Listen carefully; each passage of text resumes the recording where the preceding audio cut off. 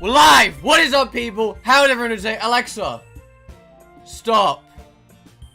How is everyone doing? I hope people are good, fun, and Danny, and I'm doing good. I'm chilling. Yes, I timed it so it is exactly 4. And if anyone tries to chat shit, I will crack your skull in. Do not test me. How is everyone doing? I hope people are doing good, fun, and Danny, and I'm doing good. I need to turn this audio down because Jesus Christ. Hold on, let me do that as well. There we go. I'm good. How is everyone doing today? I hope you're doing good, fun, and dandy. I'm doing good. Just like I said, I'm ready to chill, struggle to read some sentences for the next few hours, kick back and relax. But welcome, chat. I know he's live. I am indeed live. I'm stretching. I have been busy all day. Had a few problems earlier, but besides that, I'm good. I can walk. I'm very confused. How are you, Skywoman dude? Hope you're doing good. Hey, Amy. Hey, Nick. Hope everyone's doing good. I know I am. Let's kick back with some Doki Doki, shall we? What happened last time? Hold on. Oh, everyone had a fight. Okay. Thank you for putting your differences aside. We all really appreciate it. I'll go make some tea. She rushed off as Suki wanders over to the closet. I glanced over at Monika. She hasn't said a word throughout the whole argument, which surprises me.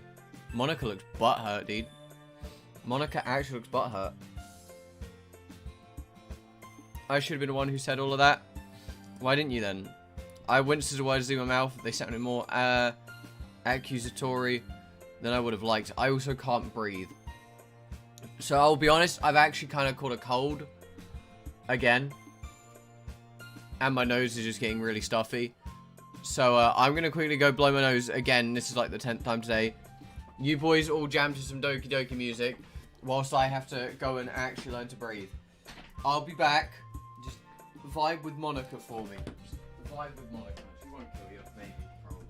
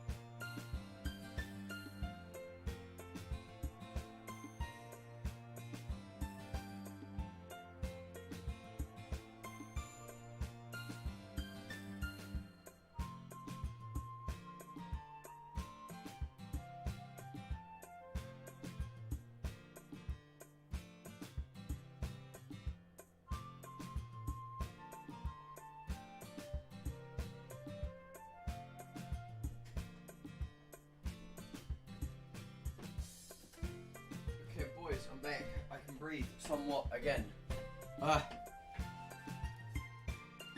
What's got?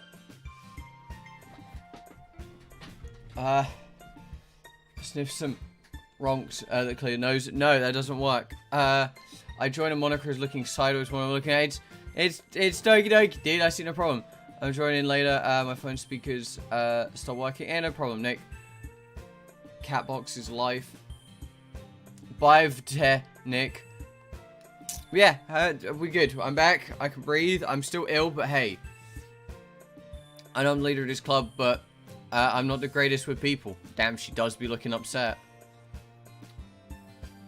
Oh, no, it's me. Hey, Drez. How are you, my dude? I frowned. If she isn't great with people, how can she run a club? She must have caught the confusion on my face as she hasted to explain. Yuri, best girl? We have the Uwu girl in this, and she's very concerning. Let me rephrase that. I'm fine with people. It's just their drama that I can't really deal with. Oh, so you struggle dealing with people issues. Your hand isn't meant to bend that way. That's why you have SAYORI, right? She's an excellent vice president, able to deal with conflict much better than I can. Oh, actually, I was meant to ask people, do you like today's thumbnail? Is a good question, because I spent a lot of time working on one last night, and then decided to scrap it and then do this one instead. Which is pretty embarrassing, at least for me. That should have been my duty to deal with, not hers. I don't blame you. Seriously, it was pretty tough to get involved. I could barely speak up. Sure, but that's exactly the sort of thing that a president should be able to deal with. Damn, she's upset. I like it. Nice thumbnail. I appreciate it. I spent like 45 minutes working on this one, as well as like 45 minutes working on another one that I scrapped entirely, which is moderately depressing. But hey, what are you gonna do?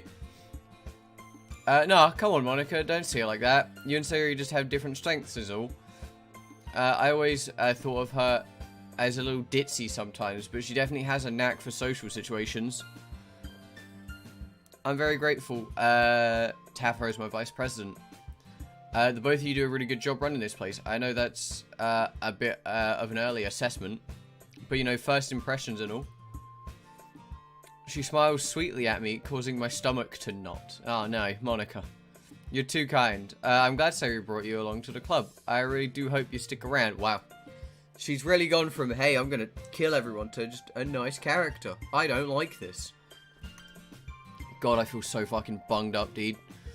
Monika seems like such a genuine person, and she makes a great president, regardless of what she might think. Hopefully I'll be able to properly get to know her during the school year. Okay, everyone. It's just about time for us to leave. How did you all feel about sharing your poetry? I noticed she carefully avoids mentioning the argument that just occurred. It was a lot of fun. Yeah! Some moments were worth it. It was alright, well, mostly. How about you? I actually really enjoyed myself. It seems I do like expressing myself through poetry a lot more than I initially thought. Everyone looks intently at me, the girl's smiling at me. Oh, yeah! Look! The first happy image we'll probably see. Wow, and she doesn't look menacing for once. It was really cool getting to see everyone's different writing styles. That's awesome. In that case, we'll do the same thing tomorrow. Oh, come on, man. I really don't want to write another poem. And hopefully you learn something from us too. So your poems will turn out even better. No, they won't. No, they won't. So I managed to learn a little more about the kinds of poems that everyone likes. With any luck, I'll be able to learn more about the girls as individuals through their themes and messages. I nod to myself, turning to SAYORI. Hey, SAYORI, ready to go home? Nah, dude. Fuck off. Sure, okay, I feel like my version was better. See you guys tomorrow, then. As we leave the club room, SAYORI turns back to wave at the girls. I do the same. Natsuki smiles, then quickly looks away to act like she doesn't care. Yuri awkwardly smiles and nods. And expecting from the school idol, Monika gives a friendly grin and waves back. That's not a wave. That's, she's Thanos snapping some bitches.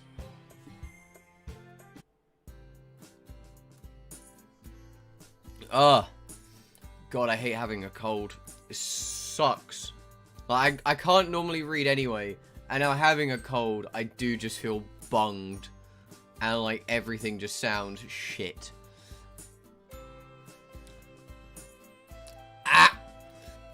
SAYORI, about what happened earlier. What do you mean? You know, between Yuri and Natsuki. I remember you told me yesterday they sometimes bicker, but are all their arguments usually that bad? I feel a little guilty as I ask her, as I know she doesn't like talking about conflict. There's a slight dip in the cheeriness in her voice as she replies. No. They have their differences, but it's the first time I've seen them fight like that. They're both wonderful people, I promise. You don't hate them or anything, do you? Oh, not at all. Nah, dude. I just thought it was going to be a bitch fight in class, and instead you just stepped in. It's only normal for people to argue. I guess I was just curious after all. You know them better than I do. SAYORI lets out a relieved sigh. You know, it's been so nice seeing you again. I didn't really think we'd get to spend much time with one another again. Sup, lads and lasses, hope you're all having a great day. Hey, Mega, how are you, dude? Hope you did good. I am a little bit tired, but that's only because I'm reading, and reading makes me tired. How are you, my dude? It's been really fun hanging out again. I don't really know where we started drifting or why. I guess it was just life coming between us. That's a bit depressing, isn't it? She nods and, looking a little reflective. So I'm glad you let me join your club. I'm not gonna lie, at first I was a bit doubtful when you told me it was about literature. But hey, I guess it just goes to show that you shouldn't judge a book by its cover. She giggles and I frown. Did I say something funny? It is mega. Nice pun. Did you even realize? No. Huh? Nani desu ka? You mean about the book comment? Oh, it's literature. Ha. Jeez, looks like the club's really starting to rub off on me, isn't it? Sure, Sayori might be known as a bit of an airhead, but sometimes she can really notice things that others don't.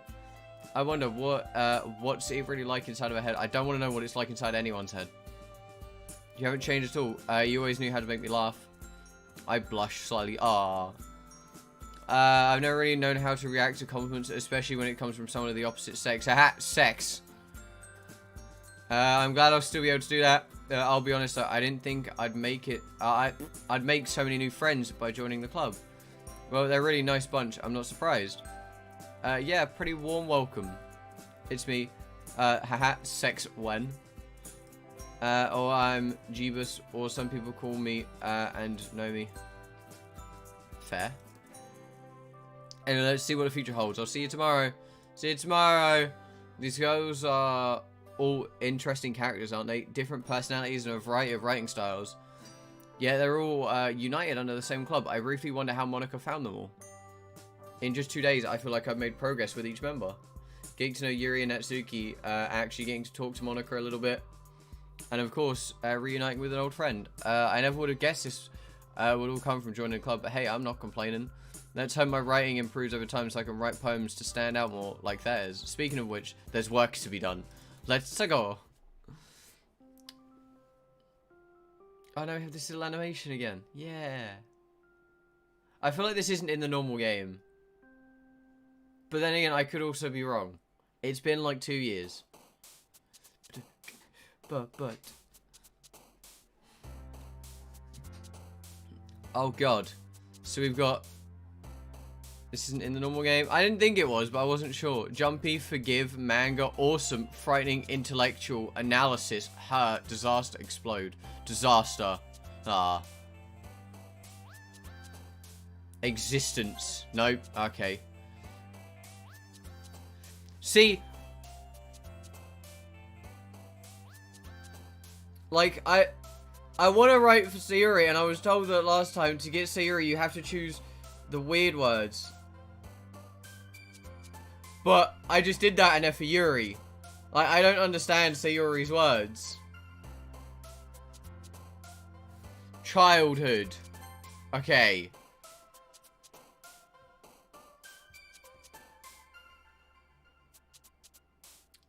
Cry. Pain. Boop. Oh, no. Boop got to me, boys. I saw the boop and I had to boop. Musala. I don't even know what that means. Papa. Shame. Grief. Tragedy. Yes! Choose normal words. Ah, yes. Tragedy and charm. Two very normal words. I don't even know what that word means. Suicide. Ah, why is that not for Sayori this time? How comes death was for Sayori, but suicide isn't? Ah, wholesome stuff is Sayori. Tragedy. So wholesome, dude. Unstable. Okay, that note. Wholesome things. Broken. Wholesome, my dude. Wholesome. Wholesome. It doesn't work. It just doesn't work. Entropy. Nope. Disown. Nope. Tears. Bittersweet and wholesome stuff. Pout. Nope. Scars.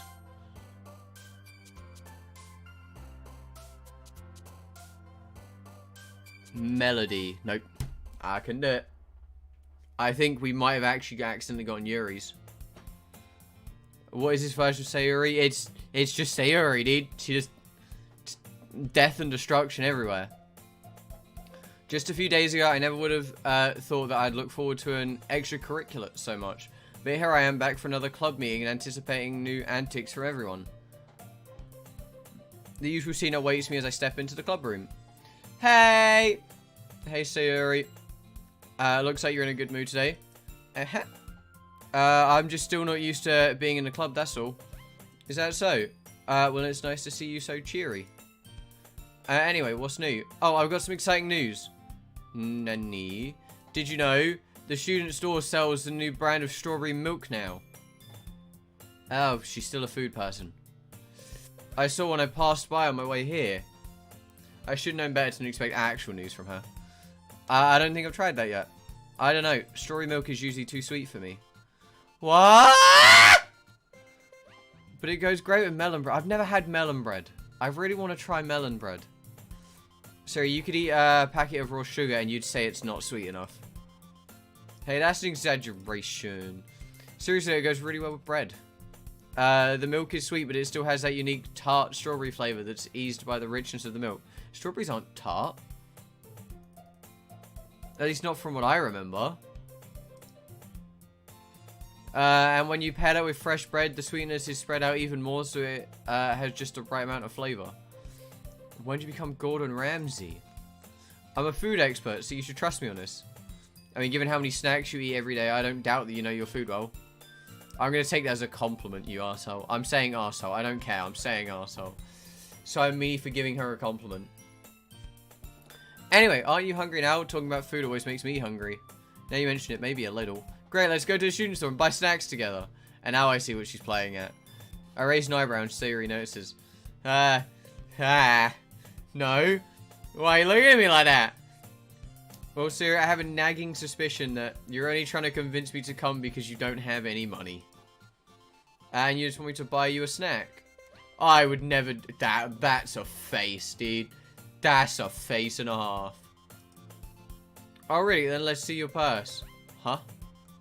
Your purse. Let's see it. Laughs awkwardly as she pulls out her purse. She opens it and dumps the contents onto a desk. 2 small coins fall out. This little ruse might have actually worked had Sayori not pulled it on me numerous times when we were younger. The amount of times she managed to trick me into buying her another ice cream. I guess some things never change. Nice try, Sayori. No fair. How'd you know? What the fuck are you doing? Now, wouldn't you like to know? Let's just call it intuition. God, I hate colds. Oh, I hate having a cold. Why does having a cold have to, like, exist? She sticks her, in response, she sticks her tongue out at me. Typical. Yuri suddenly giggles. Huh? I didn't even notice she was eavesdropping. Looking over in her direction, I catch her peeking over the top of a book. Ah! I wasn't listening or anything. It was just something in my book. Yuri! You should start a fire. I had that help. Why would starting a fire help my sinuses? Wouldn't that just clog up my sinuses more because it's smoke filling my lungs? Just a thought. Just a thought. Tell him to let me borrow some money. I see nothing wrong in this mod. Okay, everything I'm gonna get fucked up in the end. Yeah, something like that. That's none of your business, Sayori. Besides, you should only buy what you can responsibly afford. It's shameful to manipulate people into doing or buying things for you. Wow, isn't that a little harsh? I'm only messing around with Sayori after all. Shove your fingers up your nose. I heard it helps. It doesn't help. I didn't mean that. It just came out much harsher than I intended. Sorry, Yuri blushes in embarrassment and looks away from us while playing with a strand of her hair. I apologize for how I've been acting lately. It looks like she still might be a bit ashamed of how she acted yesterday. You know, it's okay to be honest sometimes. You shouldn't always keep things that bother you to yourself. There's no way you could think that after... You're right, though. I shouldn't trick people into buying things for me. Funny how 10-year-old self didn't see it that way. Yuri lets out a small laugh, covering her mouth with her hand. Even the way she laughs is shy and proper. Why didn't we get the draw, huh? I call shenanigans. Shit mod. Is this mischievous behavior something Sayori used to display as a child then? Oh yeah. Oh yeah. Although back then I fell for it time and time again. You wouldn't believe how much candy Sayori managed to con me out of. Ah! Don't make me out seem so sneaky. Oh, those candies were good. Fair. I'm not sticking a dildo up my nose. First of all, it wouldn't fit. Second of all, I don't own a dildo. I'm surprised, Sayori. Coming from you, I guess there's a little devil inside of all of us, isn't there? What's going on here, then? Nothing much. Sayori was here just was just up to some mischief. Oh? Hey, Kango. She tried to trick me into buying her some snacks. Hey! They're not true! Monika smiles. Riley? What? Warrily? What? Warrel? I don't know. Yeah, words? Sure. And turns to me. I'm assuming this isn't the first time. You'd be right. We all share a little chuckle at a time while everyone except Sayori does. You guys being mean. We're sorry, but but you did bring this upon yourself. Yeah. Yeah. In my defense, I am really hungry. Well, Natsuki chimes in. If you're really that hungry, you can have this if you want. She offers a giant cookie wrapped in plastic. Sayori immediately snatched it out of her hands. I fucking deleted everyone. I can't. Yeah, it's Monika, dude. Thank you. Sayori hugs. Imagine hugging a cookie. Just eat it. Sayori rapidly tears open the wrapper and takes a big bite. So good. Sayori suddenly clasps her hands over her mouth. I've been my tongue. Ha. You're going through a lot over just one cookie. Natsuki takes a bite of her own cookie. Yours looks really good too. Can I try it? Jesus Christ. Beggars can't be choosers. But yours is chocolate. Why do you think I gave you that one? I mean, fair. Hey, listen, right? If you want something, you give someone else the shit one, dude. I'm still happy that you shared this with me. Sayori gets out of her seat and goes behind Natsuki and wraps her arms around her. Oh, jeez. I get it. Cookie still in hand, Natsuki reaches up to nudge Sayori off of her. Hop. Sayori suddenly leans down and take a bite out of Natsuki's cookie. What the fuck, dude? She just nabbed your cookie by pretending to be nice. She just hewed. Mouthful, Sayori trots away to safety. Yuri and Monika and I laugh as well. Such a kid, dude. SMH. Monika, can you tell Sayori to quit taking my stuff? Sayori, you know you shouldn't do something like that without permission. Monika scolds Sayori. I know. I'm sorry. But it was good, dude. It was so good. Everyone but Natsuki laughs. These things happen a lot, Monika. She just hewed herself away. She just hewed herself out of existence, dude. A little bit too much, to be honest. Don't worry, it's all in good fun. Good fun is teasing each other from time to time, not stealing food. Calm down, it's fine. Natsuki pouts in her seat. Everyone calms down and quickly returns to their normal activities. Sayori has already managed to finish the entire cookie. Greedy fuck. Natsuki gets up and heads to the closet as Yuri is already lost in her book. Yeah! She suddenly comes up to me. I need to get some stuff from the other classroom. Can you come with me? Stuff? What kind of stuff? Well, you know, the festival's right around the corner. Monika was going to make some posters to advertise it, so we need to get some crayons and markers and glue sticks and that kind of stuff. Oh, cool. I'll come with you. Oh, I'm yawning. I've already read too much. My brain's starting to shut down. We'll be back real soon, Monika. You seem quite excited about this. Of course, it's so much fun exploring empty classrooms, isn't that right? No? Monika laughs and nods at us. Okay, just don't forget the poster paper. I won't. Ready? I have no choice. Sayori and I exit the club room. I follow behind her as she hums and skips along the hallway. Honestly, it feels like I'm taking a kid to the mall or something. Sayori finds pleasure in the simplest of things sometimes. Yo, I relate to that on a spiritual level. Everything's like an adventure to her. Again, I relate to that on a spiritual level. Hey, Sayori, what exactly are we doing for the festival anyway? I'm not sure how you'd make an event out of literature. God, I need to stop yawning. Ah! And Monika and I have it all planned out. Don't you worry. Is that so? Yeah. We're going to do a poetry performance. A performance? Of what kind? Well, everyone's going to take turns on stage and recite their favorite poems. Ah. That sounds not exactly boring, but it's not going to interest people. My brain is already shutting down. Would you not start dying? Listen, right. When I have to read a lot, my brain starts getting tired because reading is not easy. Hey.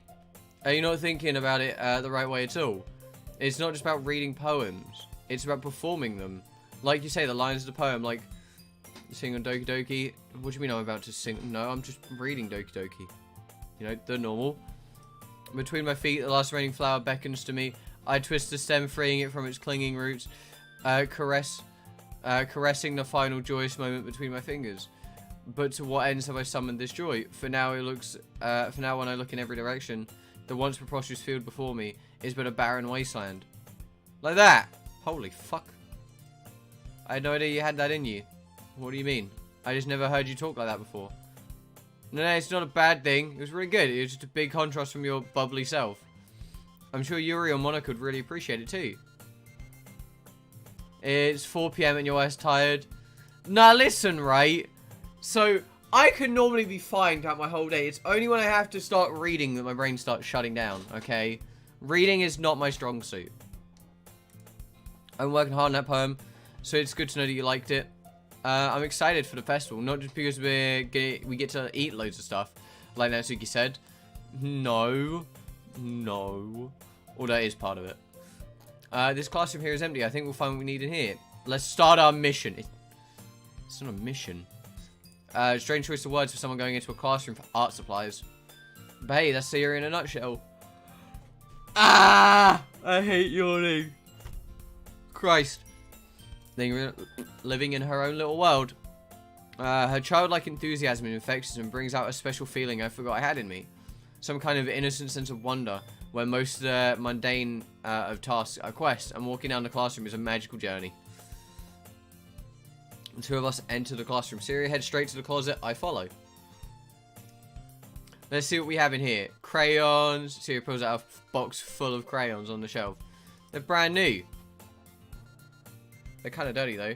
So you start pulling various crayons out of the box, reading the color names. Alright, that's one down. Don't get distracted. We still need to find... Wait, I'm looking for my favorite color. Fine. Can you move over so I can look for the poster paper? I dropped one by accident. Smack. Ah! So he bends over and smacks her forehead right onto the shelf. She falls to the floor and crayons spill over her lap. Ow! Sayori, you good there? My forehead. Sayori clutched her forehead. What happened? Did you cut it or bruise it or... No, nothing like that. I think I just bumped it. Doesn't yawning give the brain air? That's why you hate it. Because you're gonna sleep? Real bad, baby. Is up for adoption, by the way. No, dude. I just don't like reading. Hey, Amy. Welcome back. Gee, Sayori, you really had me worried for a second there. I can't help but let out a chuckle. Such a typical thing to happen to her. It's almost like she got clumsy written across her forehead. Which, fittingly enough, is where she hurt herself. Hey, why are you laughing, you meanie? I'm not laughing at you or anything. It's just, this is so typical of you. What's that meant to mean? Nothing. Just let me see your forehead. Since Sayori's sitting on the floor, I grab her by the waist and pull her out of the closet. You have to move your hands, Sayori. But it hurts. Oh, wait. I never got this scene in the original game, I don't think. Yeah, I think this was like the only picture we were missing in the base game. I'll be gentle. I promise it won't hurt. Sayori slowly releases her hands from her forehead. I gently brush her bangs to the side. Ow! Sorry. There's a huge red mark in the center of her forehead. Thighs, mate. It's heaven. I mean, fair. A bump is starting to form as well. Don't worry. It's not that bad. But it really hurts. Her whimpering triggers a really strong protective instinct I didn't know I had. I'll go get some ice. It'll keep the swelling down. It should relieve a bit of the pain. Just stay here, okay? I'll be back as soon as I can. Where would I find ice? Think. I got it. A cold drink should do the trick. Are you sure? You don't have to. I think I make a great unicorn. Ever wincing from pain, Sayori still makes a silly joke. I'm sure you make a great unicorn, but I think I prefer you as a human. Oh, unicorns are cool, though. Anyways, I'll be right back. Okay, I pat Sayori in the shoulder and run into the hallway. I locate the nearest vending machine. What should I get? I guess it doesn't really matter because she won't be drinking it. I know Sayori likes apple juice, so I purchased that one. In just a moment, I'm already returning to the classroom where I left her. She still is just on the floor. She couldn't be bothered to get up. She still just sat on the floor. One palm on her forehead. Hand to clumsily scoop crowns back into the box. Yo, we got 24 pack of Crayola. It's already in the wrong spot before I spilled them. Here you go. I hand Sayori a bottle of apple juice. It's nice and cold. Sayori opens the cap and starts to drink from it. Sayori, what are you doing? It's for your forehead, dickhead. Ah, sorry, I forgot. How hard did you hit your head? Sayori places the bottle against the bump on her head. But unicorns don't exist, so Sayori doesn't exist. Oh, wait. She's just picked on screen. Yeah. Yeah. Immediately, her laughter subsides, replaced by a gasp of pain. It stings! I know. It will feel better soon, though. Promise. Looks like you cleaned up most of the crayons, so that's good. Hey. This kind of reminds me of growing up, doesn't it? What do you mean? You know how we used to play outside all the time? I would always try to keep up with you. You were kind of oblivious in some ways. Like I usually fell behind or had trouble climbing on the things you did. But sometimes when I tried to do things I couldn't, I would get myself hurt. I would fall and scrape myself or get a bump. And I would start crying really hard. And you would rush over as quick as you could. You would try really hard to get me to stop crying. Like Pete, or I would have one. I mean, it's definitely apple juice. I just don't know why it's in a water bottle. And already like half drank. It was almost like you blamed yourself and were afraid of getting in trouble if someone found out. Even though it really wasn't your fault at all, you know. I remember those days. The good old days, man. The good days. You know them days? Yeah, them days. You were always so clumsy, and I guess not much has changed. Hey, I did this deliberately, you know. I raised an eyebrow. I always wanted to be a unicorn. That has to be perhaps the least believable excuse I've heard in a while. Okay. I guess I never really been on the graceful side. I'd always feel bad whenever you got hurt when we played together. Looking back, I should have been more mindful of what you could and couldn't do. He should have brought a can drink there colder. What a dummy. I mean, if they're coming out the same vending machine, then it wouldn't technically be any difference. It's just which one would have more fluid to stay colder for longer.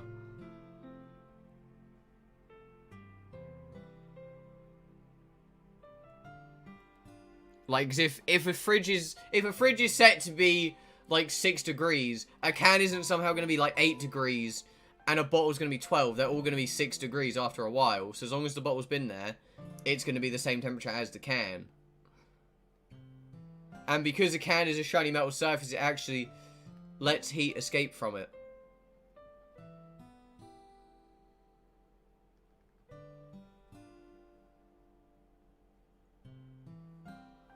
So, yeah. Here's the same here. If I hadn't have rushed you out of the closet, you probably wouldn't have hurt yourself. My mother was right. She'd scold me after you got hurt, always telling me I had to be more careful around you. Don't feel bad about it. It's my own fault for being so clumsy. Besides, even if I got hurt those times, they're still my favourite memories of us. It's also made me realise how thoughtful you are. I wasn't thoughtful at all. I just got you hurt. Fair. That's not what I mean. You was looking out for me. Even after all these years, you'd rush to help me. Just get a fucking fridge and put it on her forehead, mate. Solves the problem. No, I mean, I don't think putting a fridge on top of someone is a good way to solve a problem. Also, why is it loading? Even after all these years, you'd rush to help me. No matter what the situation, you're always there to reassure me. It makes me feel safe. I do this kind of thing all the time. It's just around you. It feels natural, I guess. I just do it subconsciously before I even know it. I'm treating you like that. I guess it's what happens when you've been friends for so long. I don't know if I've told you this before. I'm really grateful that we're friends. I'll admit I kind of missed you over the years. We used to hang out a lot. I was surprised when you approached me the other day. I wasn't really sure what to make of it at first. But as soon as we got to hang out at the club, share poems and walk home, I realised that nothing had really changed. Do you think it will be like this forever? Nah, dude. As much as I want to say yes, there's no telling how life will be for us during college or even afterwards. Still, I can be positive, though. I sure hope so, dude. I sure hope so. Fucking yeah, dude. It's been like, it's been this long already. I can't imagine you ever changing, so my hopes are up. We haven't really talked in years, then when we do, it's just like nothing really changed. I think I read somewhere, that's a sign of friendship that's built to last. So here's hoping. I hope so too. I'm very happy. Sayori has a whimsical expression. What does that even mean? I don't even know what that means. We remained silent for a moment. Who'd have guessed that such a simple action to get some crayons would have resulted in such a heartfelt moment? Then again, with Sayori, it's impossible to tell. I guess we should go back. I don't want to worry Monika, you know. Good luck with that. She's going to see your forehead either way. Not if I hide it under my bangs. Sayori hops to her feet. She clutches her forehead again. Don't stand up so fast after hurting your head. I guess it's too late now. Anyway, let's go. First figure out of the classroom. She plays with her bang to try and hide the bumper without much success. In a moment, we make it back to the club room. To marry Sayori, I need it. And yes, Sayori, best girl. Try to change my mind. Yeah, I don't really have any opinions at the moment. You're back. Good timing. I was just ready to start with sharing our poems. Sayori, your forehead. I was playing with crayons and smacked my forehead into a shelf. Yes, the common teenager problem of playing with crayons and cracking your forehead on something. Are you okay? Yeah. He got me a cold drink. Yeah, I did. Okay, glad you're okay. Did you get everything we needed? Uh-huh. I have it right. Sayori frantically glances around herself. I forgot all of the stuff. Calm down. I have it right here. I found a poster paper too. It sounds like you're not doing all the work. But Sayori, I failed to come up with an excuse for you. She got the crayons. I made it an adventure. Yeah, that. Yeah. In any case, good work. I'll start working on the posters tonight. Thanks, you two. Okay, everyone. Chop, chop, everyone gather round. It's poetry time. Guess I should go and grab mine. After making sure the crayon box is closed tightly, I return to my seat. Let's just go to Yuri to see if I fucked it. We're on vacation to Miami, so I can't watch the whole stream. Hey, no problem, just plunging. You have a good vacation, my guy. You enjoy yourself. That sounds like a sick vacation. Have fun. Let me take a look at your piece for today. I must say, I like this poem a fair bit more than yesterday's. Even this early, your skills are improving remarkably. Really? Nani desu ka? How do you start playing with crayons and just crack your forehead? Like, how the fuck? Listen, right? I have a very limited set of skills. And I can confirm that that does happen. Thanks, Yuri. That means a lot. I know how much you care about this sort of thing. It's really no trouble. You know, sometimes writing can be a daunting task, so don't be too concerned if things don't always work out. Pushing the boundaries in poetry can be a great thing. Metaphors might seem complicated sometimes, but don't stress too much. I'm yawning again. Well, of course, you want to choose images that can capture the message you're trying to get across. I think the first thing to come to mind is probably the clearest. Wholesome stream. Oh boy, can't wait to see the sex to happen. Even if the metaphor doesn't seem to make sense, it can force your reader to think about something they don't normally. That's one way to truly enable your reader to see into your mind. It's a very intimate exercise. So first we talk about sex, and then intimacy. This is going somewhere. I think I might have. I might give that a go with my next poem. Thank you for sharing it with me, Yuri. If you'd like to see an example of that, I've written something that captures that essence. I'd love to take a look. If it's something you've written, I'm sure it'll floor me. Yuri smiles shyly. I do speak your Nikki. Real easy language to learn, I should say so. Listen, shut the fuck up. Oh god, it's yeah, I'm so glad I chose this one first because this writing is so hard for my brain. Resist. A whimsical, tiny...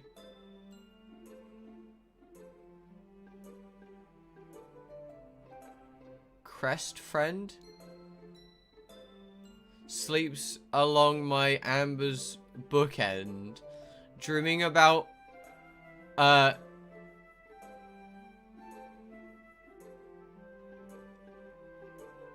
See, I can't understand this writing style, dude. Dreaming about a sardine day where mist slender lampposts play. She beckons me, her hand expands, piercing pupils readily lend? What the fuck? Azure channels bend and twist, cautiously held above the wrists. However, she finds her advances shunned, always crackling, always stunned. Never able to draw the lance, access my arms, she's never danced.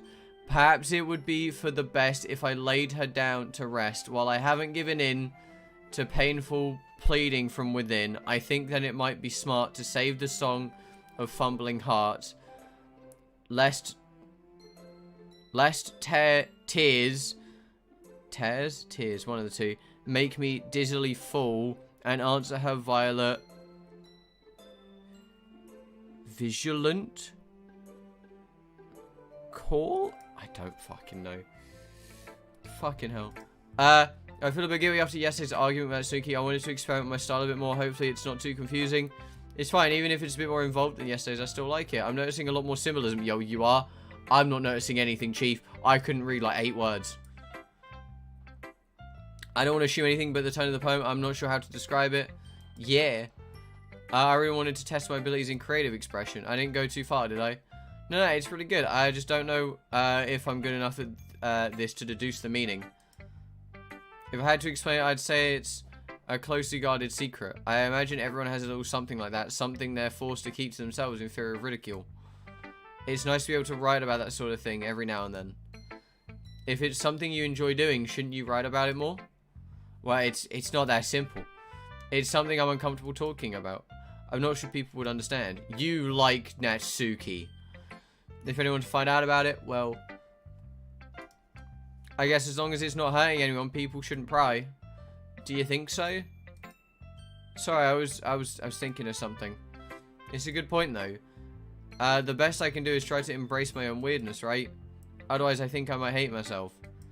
Wait, is this poem about her slicing her wrists again? Wait.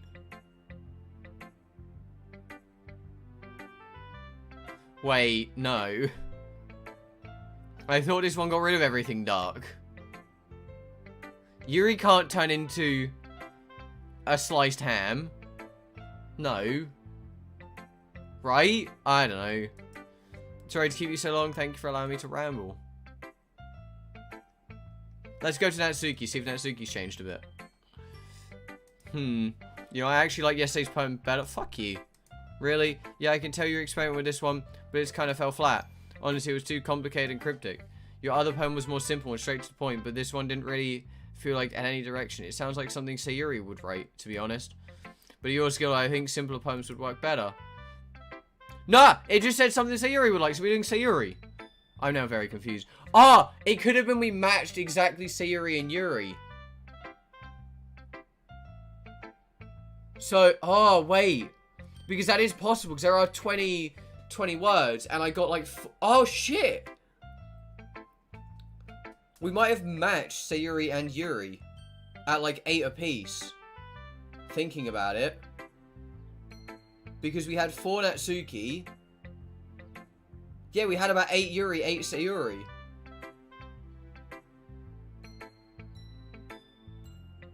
That shouldn't... It should always be an odd number. Or even then, with 3 people, you could always tie. Huh. Hey, Billy, how are you? Hope you're doing good. I can see the reasoning behind that. I'll try to keep it simple. Good. Glad you know who to listen to for advice. Anyway, here's my poem.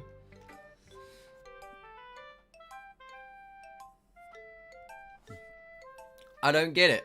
I don't get why people will hate on good rhymes when they like to act. When they act like it's dumb and a waste of their time. So it's every other line. I don't diss their free verse or deep their subject type. Be dark all you want, just keep it in your gripes. Oh, sure, you can tell me if you have a problem. Just keep it in constructive. Just keep it constructive and things will be awesome. I'd like you to know that our readers will differ. There is no best style, you smug old glue sniffer. My poems may be simple and often straightforward, but charm can be found in such whimsy and order. Not all poems can be as complex as you'd like. If you think otherwise, you can go take a hike. What about kids or the elderly too? Some read for fun, I guess, unlike you. I got pretty. Hell yeah, dude, I'm glad. Let us just go and enjoy what is written. You won't like it all. That much is a given. But give things a chance, you might find something nice. Just open your mind and that will suffice. So what do you think? I mean, it's well written at least. I'm not sure how I should confront Natsuki about this. But to say that she still holds a grudge from yesterday would be an understatement. God forbid Yuri sees his poem. Well, that's a given. But yeah, you could say that I was inspired. Took me 3 days for one part. Mad. It took me 1 day for the systems. Really. I basically got Pro Tier on, like, my first few runs. But, honestly, I don't need any more Warframes now until the next Warframe update, and I'm really upset. It felt really good to pound out these lines. Poetry's an amazing emotional outlet, you know? Uh-huh. I can't wait to show Yuri this poem. Wait, hold on. What? Natsuki, do you really think that showing her this poem is a good idea? You're really gonna... You're going after her throat with this. Don't you think that you should work on your issues with her? Yeah, well, she never tries to see things my way. Why should I? I think that that's the wrong way to go about this. Relationships are a two-way street. Both people have to work to make things right. Why don't you try to be the bigger person? Just talk to her first. But I already know what she's going to try. She is always so preoccupied with looking complicated and smart. It's clear to me that she doesn't care if anyone can understand her, including me. You can't understand her if you don't even try.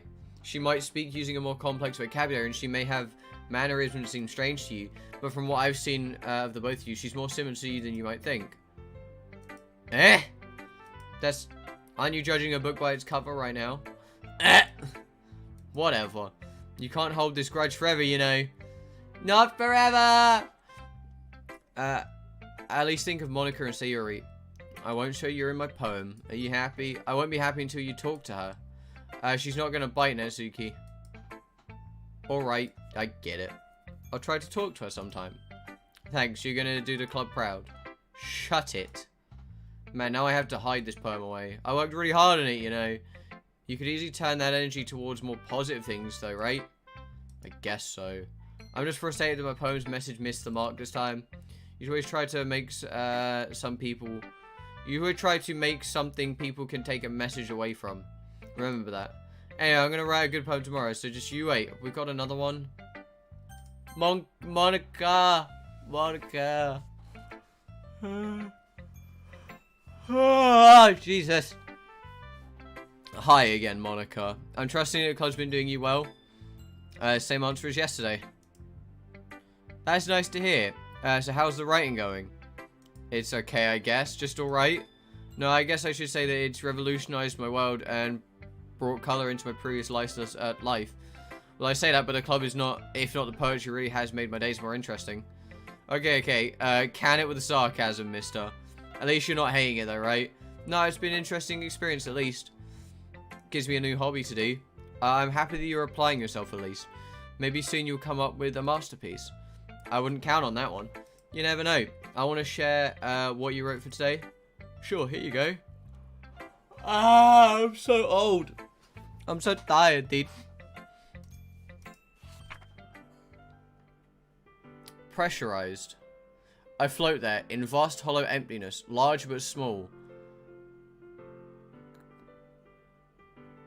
Grandoise? Which got none? Because they're all like 30 pixels? Grandoise and overwhelming. Yet a dust moat. Drifting, meandering. Carried along in endless void. But then I realized my eyes open, bloodshot, my mouth opens, gasping for breath in this, crushing, surprisingly restraining, boundless, everlasting, suffocating vacuum of torment. Atmosphere. Pascal. Tor. Screaming with no mouth. Stretching, restraining, underwhelming, crawling with no nails. Disintegrating in a suffocating poem of absence. More abstract than your last one, huh? Freeform 2 is that, if that's what you call it. There's the leaf blower again. I guess it's just the way I write. I'm sorry if you don't like it. I never said that. It's just kind of the thing I've never seen before, I guess. Yellow girls don't do stuff nearly as much as you, at least. You could say that they're a bit more traditional when it comes to their structure. But I kind of like playing with space on the paper. Choosing where and how to space the words can totally change the mood of a poem. It's almost like magic. The way I wrote the lines really... I need to stop using my brain. The way I write the lines really short makes it feel like they're trying to speak over the noise. It fragments everything and leaves a dissonant tone with the reader. Hey, Yosin, how are you? Hope you're doing good. Ah, yes, Monika, I clearly understand. I guess there's a lot of things you can do with poetry. Definitely. Poetry is very much an art form. You're meant to craft poems using never-before-seen combinations of words and interpret the words around you. You really love poetry, huh? Maybe you should write a poem about poetry someday. That's not a bad idea. Anyway, it's still hard for me to tell what your poem's about. Sometimes asking what a poem is about isn't the right question. A poem can be as abstract as the physical expression of a feeling. Or a conversation with the reader. So putting it in that way, not every poem is about something. Anyways, here's Monika's writing tip of the day. Are you ever too shy to share your writing because you're afraid it's not that good? Now we've all had to experience that at this point with the poetry discussion and all. Alright, I need to stop yawning. My brain needs to stop. What's this game? It's Doki Doki Literature Comedy. So the basic game is a horror game where it just fucks with you and murders people. This is a mod, so it's a lot more like light-hearted and has nowhere near as aggressive tones. But let me tell you, Doki Doki is amazing and I adore it. But it can be really disheartening to get a lukewarm response to something you put so much effort into. If you find other people who enjoy writing, though, then sharing becomes a lot easier. Because instead of just telling you that your writing is good or okay or bad, they'll want to focus more on everything that went into it and the things that you can work on. It's much more encouraging that way, and it'll make you want to keep improving. Oh my god, brain, I get that you're working hard, but please stop. I'm so tired, dude. You would have... Hey, listen, right, it's fine.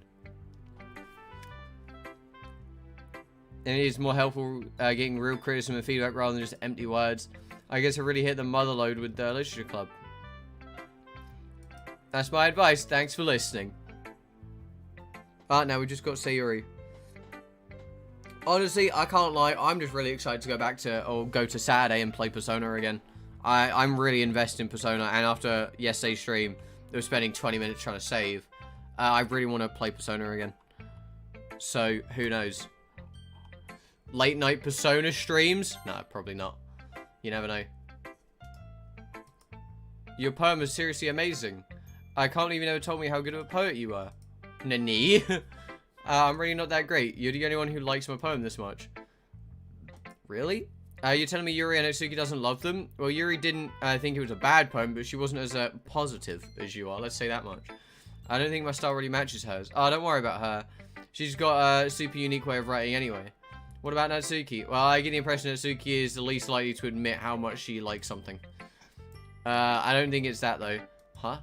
I guess I'll be honest with you. I find it a lot easier to write poems where I'm thinking about our memories together.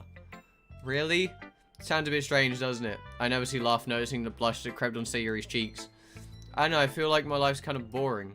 I feel like whatever happens in it is just literally that. Whereas with you, well, whenever I look back at our memories, everything seemed to be such an adventure whenever you were around. Like when we were exploring in the forest near our house ages ago. You made it seem like there was an exciting adventure, kind of like we were both archaeologists or something. Whereas if I went there myself, I just think I was going for a stroll in the forest. Yo, that's what I do. Stream starts in 5 minutes. She has a faraway look on her face, wearing a wistful smile. I'm afraid the title is wrong. No. No. Listen, right, you caused an argument in last stream. So you don't get to pipe up right now. You get to sit there and wait. Sit there and wait your turn, young person. You also called my poem shit. So you get to sit down. I remember that. I was convinced there was spooky wood trolls out there. Spooky wood trolls. Ah, yes. My common arch nemesis, the spooky wood trolls. Wah! That's exactly what I mean. You got such a vivid imagination. I guess I can tap into the imagination whenever I'm thinking about you. We had that sort of connection. Yeah, I guess that's what I'm trying to say. It's still there even after all these years. I think I sort of understand what you mean. Can I ask a favor? What's up? Can I keep this poem? Oh, that's a sly look. But hey, Natsuki, how are you? Hope you're doing good. The first time you've written something for me. Sorry, I didn't mean to be rude or anything, but I didn't write a poem for you. Wait, but I... Okay, you can keep it. I don't think my poetry skills are anything special. I can have it. Yeah! Woo! Thank you. Anyway, I still need to read yours. Oh, I totally forgot. It's nowhere near as good as yours, though. I'm sure y'all like it. Oh, Jesus Christ. Oh, okay, here we go. Dyslexic kid reading, part 4. I pop off my scalp like the lid of a cookie jar. Of course it's food. It's a secret place where I keep all my dreams. Little balls of sunshine all rubbing together like a bundle of kittens. I reach inside with my thumb and forefinger and pluck one out. It's warm and tingly. But there's no time to waste. I put it in a bottle to keep it safe. And I put the bottle on a shelf with all the other bottles. Happy thoughts, happy thoughts, happy thoughts in a bottle all in a row. My collection makes me a lot of friends. Each bottle a starlight to make amends. Sometime my friend feels a certain way. Down comes a bottle to save the day. Night after night, more dreams. Friend after friend, more bottles. Deeper and deeper my fingers go, like exploring a dark cave, discovering the secrets hiding in the nooks and crannies. Digging and digging, scraping and scraping. I blow dust off my bottle caps. It doesn't feel like time elapsed. My empty shelf could use some more. My friends look through my locked front door. I finally all done. I open up, and in come my friends. In they come in such a hurry. Do they want the bottles that much? I frantically pull them from the shelf, one after another, holding them out to each and every friend, each and every bottle. But every time I let one go, it shatters against the tile between my feet. Happy thoughts, happy thoughts, happy thoughts, in shards all over the floor. They were supposed to be for my friends who aren't smiling. They're all shouting, pleading, something. But all I hear is echo, echo, echo, echo, echo inside my head. Wow, Siri. I'm kind of depressed now, dude. Oh, hold on. I have a Discord dim. Oh, it's from Thomas. Oh, okay. I'll read that later then. Thomas is secretly... I feel like Thomas is hidden somewhere in chat. If he is, appreciate it, Thomas. I didn't expect this at all. I'm really scared why I got a whole documentation, though. Kind of intrigued. Did you really write this? Of course I did. Remember, I said I'd write the best poem ever. Well, here it is. All out on the table. After all, Monika's taught me a lot. And I've been really in touch with my feelings recently. Just here. I knew it. Wait, what? Why have you got a second one? Why are you called King Thomas 2? What happened to King... What happened to 1? What? Hold on. Where'd the first one go? I need to grab a drink real quick. My throat is scraping, dude. Absolutely scratching.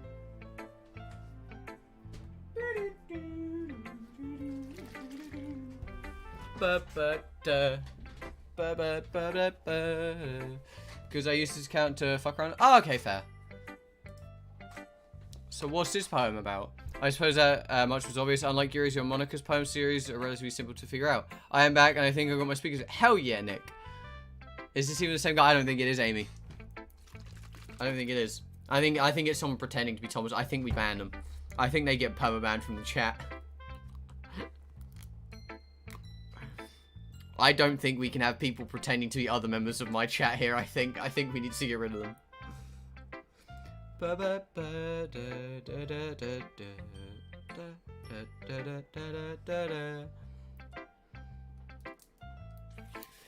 Ban me, I'm not the guy.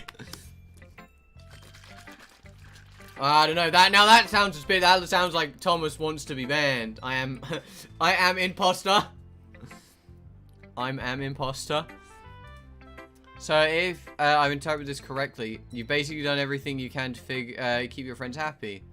I think it's bad. You know, I'm kind of leaning towards that. Yo, what the fuck has happened to my bottle? My battle's got war scars on it, dude.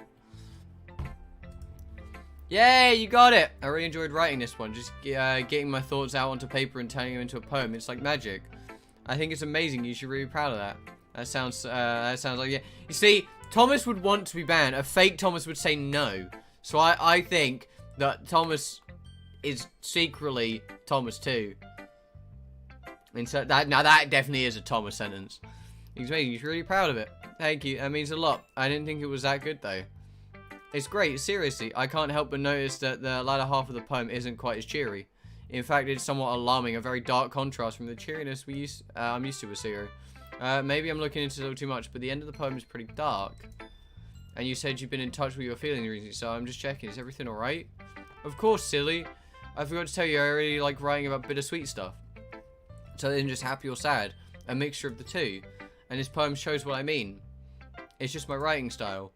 Okay, that makes sense, I guess. Either way, I'm glad you're enjoying writing so much. I hope you keep it up. Good to have a hobby. Of course, and hopefully you'll also stick with it. So I look forward to seeing all the poems you write in the future.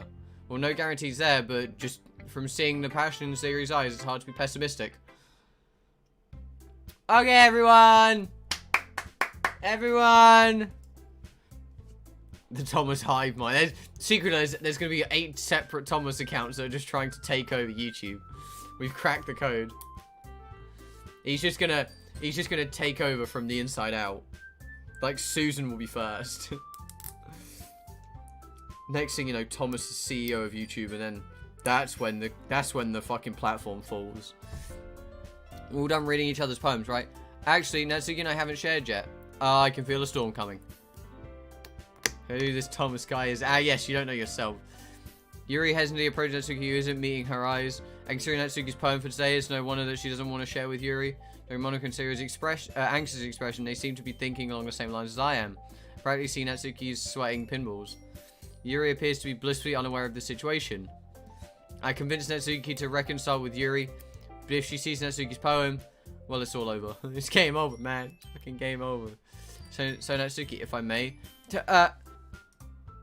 how about we do this tomorrow instead? I'm not feeling well. It's my time. Oh god, no. I didn't need that. I don't need that. I don't need to know about a small child's time in a month. I don't need this.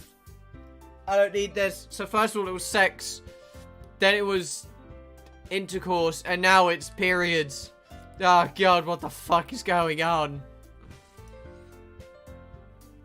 See MONIKA face palming. Natsuki must have forgotten that club isn't all girls anymore.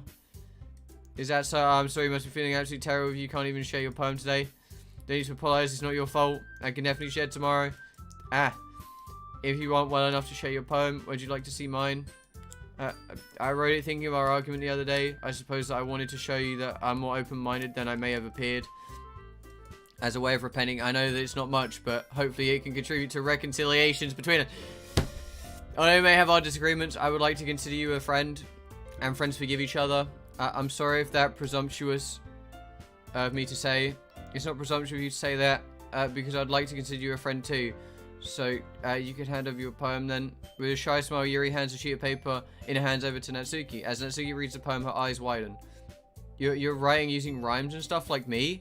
You could say that you convinced me to practice adding more lyricism. I don't like these words. To my poetry. Natsuki looks like she's speechless for once. Thanks, Yuri. It's awesome. There's really no need to thank me. Oh, God. My brain is frying, dude. My brain doesn't know what to do. Well, I'm really glad that, you know, I got to know you. And I definitely have something that will knock your socks off tomorrow. Then I'll be looking forward to that. I do hope that you feel better tomorrow as well, so you could share your work with me then. Of course. That was a crisis and a half avoided. I'm really glad that Natsuki and Yuri worked things out, and it seems that MONIKA and SAYORI feel the same way. It's good to see everyone getting along. Yay! No one wants to rip a small child's head off. That's all I can ask for. Now that we are done sharing, though, I have something to discuss with you all. There's a great opportunity for expanding the club that's coming up. Only stream on Doki Doki? No, I stream multiple things, my guy. It's just Sundays. Sunday's Doki Doki Day. You know, get the weekends. People enjoy their weekend time. They can sit down and unwind on a weekend with some Doki Doki. Is this about the festival? You could say that. Do we really have to do something? It's only in a few days. It's not like we're able to come up with anything good. That's something I'm concerned about as well. With such little time left to prepare, I doubt we'll be able to put together anything good enough to attract new members. We'll just end up embarrassing ourselves. Don't worry, people. We're gonna keep it simple, okay? Nothing more than a few decorations. I can design some pamphlets and hand them out at the event, and Sarah make posters and put them up around school. That's great and all, but that doesn't tell us what we're actually going to be doing for the event. Sorry, I'm getting ahead of myself. Hey, Zombie, how are you? Hope you're doing good. We're going to put on a poetry performance. Nani. Prepare to MONIKA. Hey, everyone's going to choose one poem to recite out loud. It doesn't have to be written by you as long as you put your heart into the recitation. Although, of course, it'd be great if you could show off your own work. And the cool part is we're also going to let everyone else come up with and recite their poems too. I put a thing on a poster that says bring your own poems. It's going to be so cool, dude. So he pulls out a poster out of her bag and holds it up for us all to see. Are you kidding me, MONIKA? Don't tell me you started putting these posters up already. Well, I did. I did. But if I tell you I didn't, would that make it better? Because I don't think it would. I'll be honest. I don't think that would make anything better, MONIKA, but hey. Do you really think it's that bad of an idea? Well, you didn't even ask us before you started advertising. We never even agreed to stand up in front of a bunch of random strangers and perform our poems. Big brain move. MONIKA's not just big brain. She galaxy brain, dude. I agree with Natsuki. I could never in my life do something like that. I imagine it. Yuri shakes her head in fear. Imagining it, Yuri shakes her head in Jesus Christ. Guys! Yes, please, let's calm down and take a moment to think about it. I understand you two haven't had much experience sharing your poems out loud. In fact, we all haven't done that much. But I still think we should try our best. Look around. MONIKA motions to all of us. We're all here because we have a passion for literature in this club. No, I got invited by SAYORI. Don't you want to share that passion with other people to inspire them to pursue their inner writer? Yeah, dude! Fucking sure, dude! It's all like exploring yourself and trying new things. All while having fun. MONIKA and I nod our heads in agreement. And Natsuki and Yuri, on the other hand, remain dead silent. I guess that means it's my turn to say something. I mean, I don't think it's too much to ask. As MONIKA said, we're all here because we care about the club and want to see it flourish. And it means if all that means is a 2-minute poetry performance, then I think we can all manage. Sayori and MONIKA's faces light up when I finish speaking. Hey, it isn't like we didn't care about the club. It's just, do we really have to perform? You know how hard it is to get new members? It's because people are just narrow-minded jerks. They don't even give literature a chance. Who's to say this festival will be any different? I'm inclined to agree with Natsuki. Yeah, but aren't you also being narrow-minded, saying that everyone else is also narrow-minded? I'm sorry, MONIKA. I know how much you want to do this, but I just can't imagine performing in front of a crowd of strangers.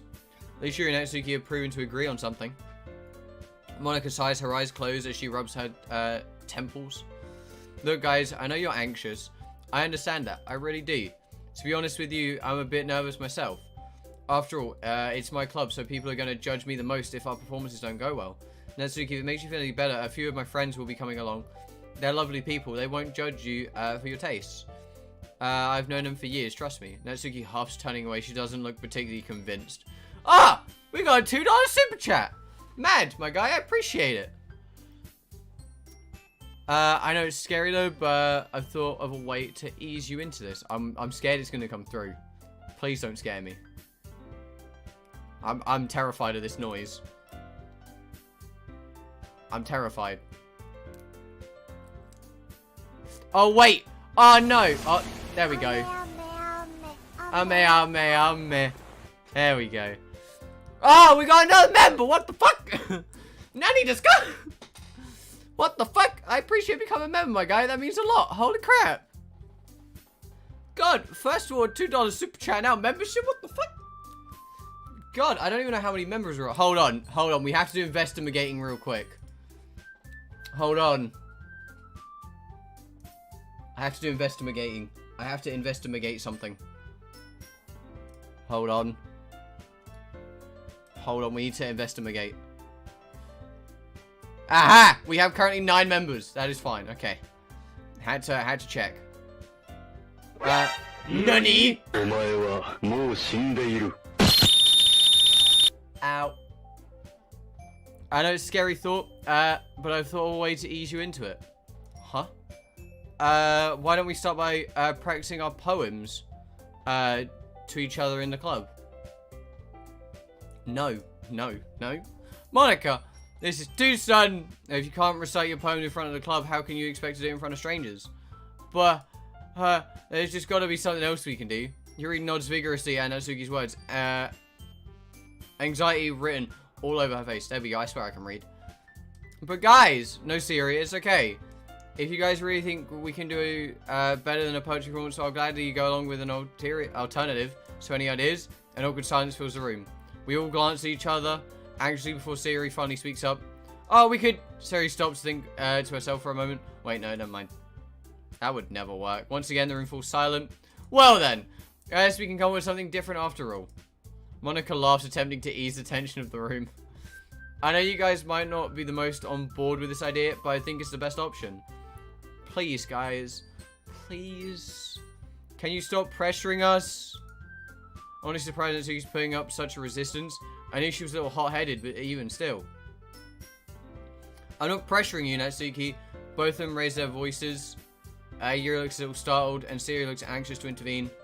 Guys, please, there's no need to get angry. Can't we just discuss this normally? Monika reflects on Sayori's words, looking a little ashamed of her outburst. God, I'm sorry. I didn't mean to raise my voice. It's just, this festival is important to me, that's all. Ever since I created this club, I've always wanted to show other people. Natsuki, Yuri, I imagine you were both a little apprehensive when Nikki joined, right? After all, he was an unfamiliar face. She smiles warmly at me. But look, he's integrating really well.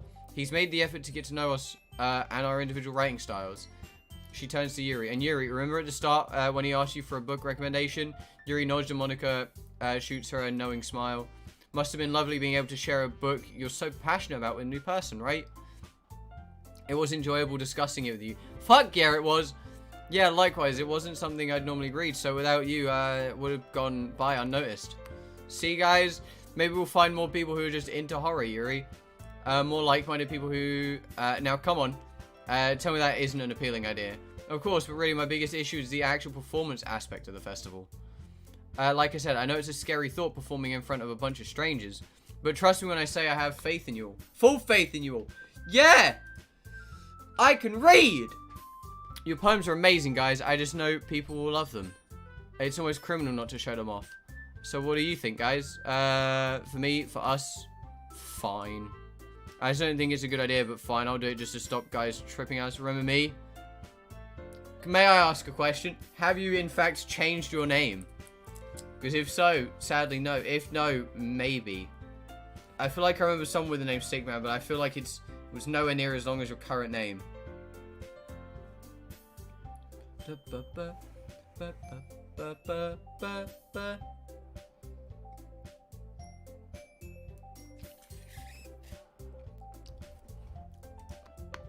Phew. Thanks, Natsuki. And you, Yuri. Yuri nervously glances at each of our expressant faces. But Monika, what if people start being inconsiderate and disturb us or laugh? Okay, that's a retracted message. I guess that's a yes, I have changed my name, therefore you probably won't. I'm not surprised Yuri's worried about this. Remember, we did get a member, Amy. We also got $2 super chat, and I had loud noises in my ears, and they hurt. Don't you worry, if anyone steps out of line, I'll put a swift stop to that. Kermit is going to... Oh no, Kermit is going to Kermit. Oh dear. Kermit, why? Ah! Kermit suicide. If anyone steps out of line, I'll put a swift stop to that. Just uppercut them, dude. Monika's gonna go full fucking, like, anime character on them. Someone starts laughing, she just, the whole Dragon Ball Z, like, zips away and just clocks them, dude. She has a stunned glint in her eye, and I've repressed a shiver. I'm glad she's with us. 10 likes is pretty... I appreciate it, people. Don't forget, share the stream. It will be greatly appreciated. It does help out a lot, you know.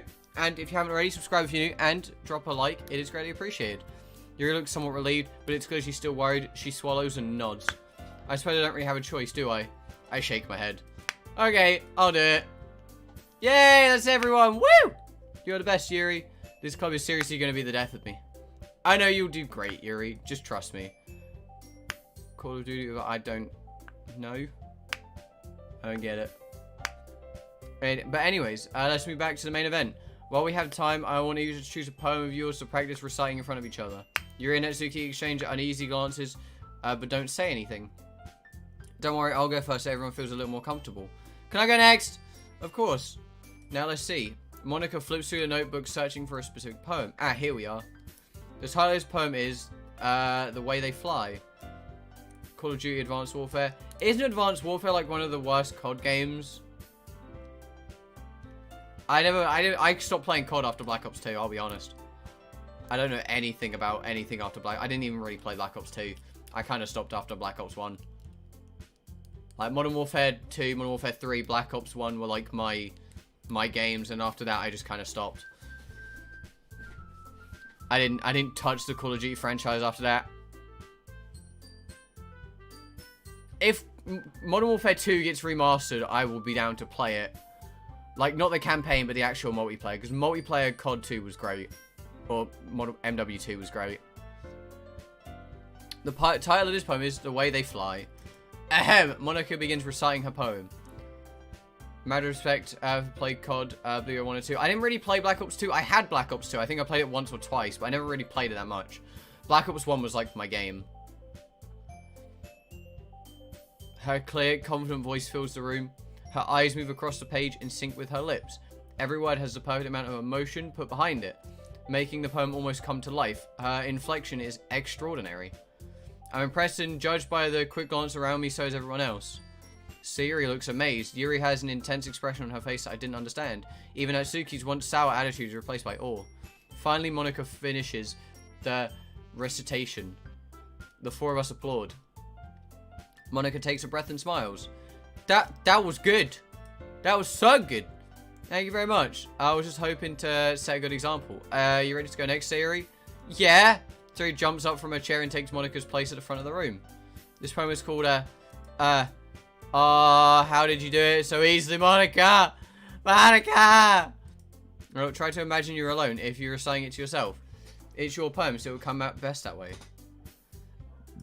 I get it. Sayori nods to herself. And this poem is called My Meadow. Sayori begins to recite her poem. It seems as if her soft voice is a perfect match. As for the poem itself, it has a similar tone when compared to her other ones. It's peaceful yet somber. At the same time, bittersweet you could call it. Oh, that's not what I meant to do. Hearing the poem in Sayori's voice almost gives it an entirely new meaning. I think this is what Sayori means when she says she likes my poems. It's like seeing a whole new side of someone you thought you knew completely. Sayori finishes as we all applaud. I did it! Woo! Good job. Sayori beams as she walks back to her seat. So who'd like to go next? Natsuki, Yuri, and I all look at each other nervously. I open my mouth, but Yuri beats me to the punch. I'll go next. Nice, thanks for showing initiative, Yuri. Yeah, Yuri rushes over to the podium, clutching a sheet of paper in her hand. This poem is called, Yuri frees as she looks up at us. You can do it, Yuri. It's called Afterimage of a Crimson Eye. Oh god, this is some next level demon shit. Yuri begins to recite her poem. Her voice is shaky at first, but the more she reads, the more confident she becomes. It's similar to what happens when she gets absorbed in her books. The shy and apprehensive Yuri I'm used to is replaced by a fierce and confident woman. The poem itself is like a maze in its structure, with twists and turns on every line. But Yuri is unfazed and... What the fuck? Hold on.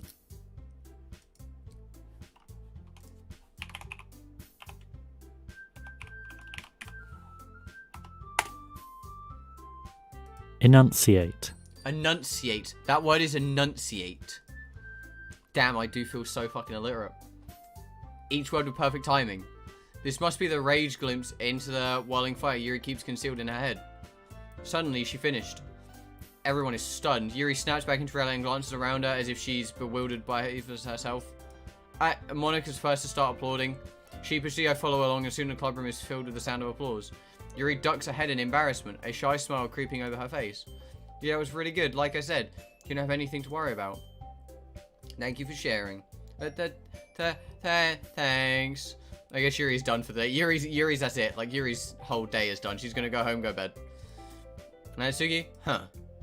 Why should I go before him? It's not like I can compare to you guys anyway. Might as well let him lower everyone's standards before I go. Natsuki, you little bitch. Monika hastens to chastise her, shooting me a sympathizing look. Well, that's kind of rude, don't you think? You should apologize. Natsuki's face turns red and all the girls look at her. I decide to spare Natsuki from embarrassment. Hey, it's really no big deal. I just got fucking game ended, dude. Like, I can't come back from this. And I'm going at someone anyway. Might as well do it now. Thing is, I don't have much of a selection to choose from. I'll just have to go with what I wrote for today. I stand up and step in front of the podium. Everyone has their eyes on me, making me feel terribly awkward. I take a deep breath. In my head, I repeat to myself the advice Monika gave to Sayori. Try to imagine you're alone, like you're reciting it to yourself. Yuri, best girl. Natsuki, best girl. Listen, right? I say suicide girl, best girl, and you can't tell me I'm wrong. Alone. My house is the first thing that comes to mind when I think of being alone. The scene rapidly develops in my head, like I'm recalling a recent memory. I'm still alone at my desk. The dim light hanging from the ceiling, giving warmth to the room. In front of me is the poem I just finished, the ink from my pen still fresh on the page. I pick up the notebook and begin reciting it out loud. While I'm not the most confident in it, I still try and put energy into it. I mean, Amy Fair, main character, best girl.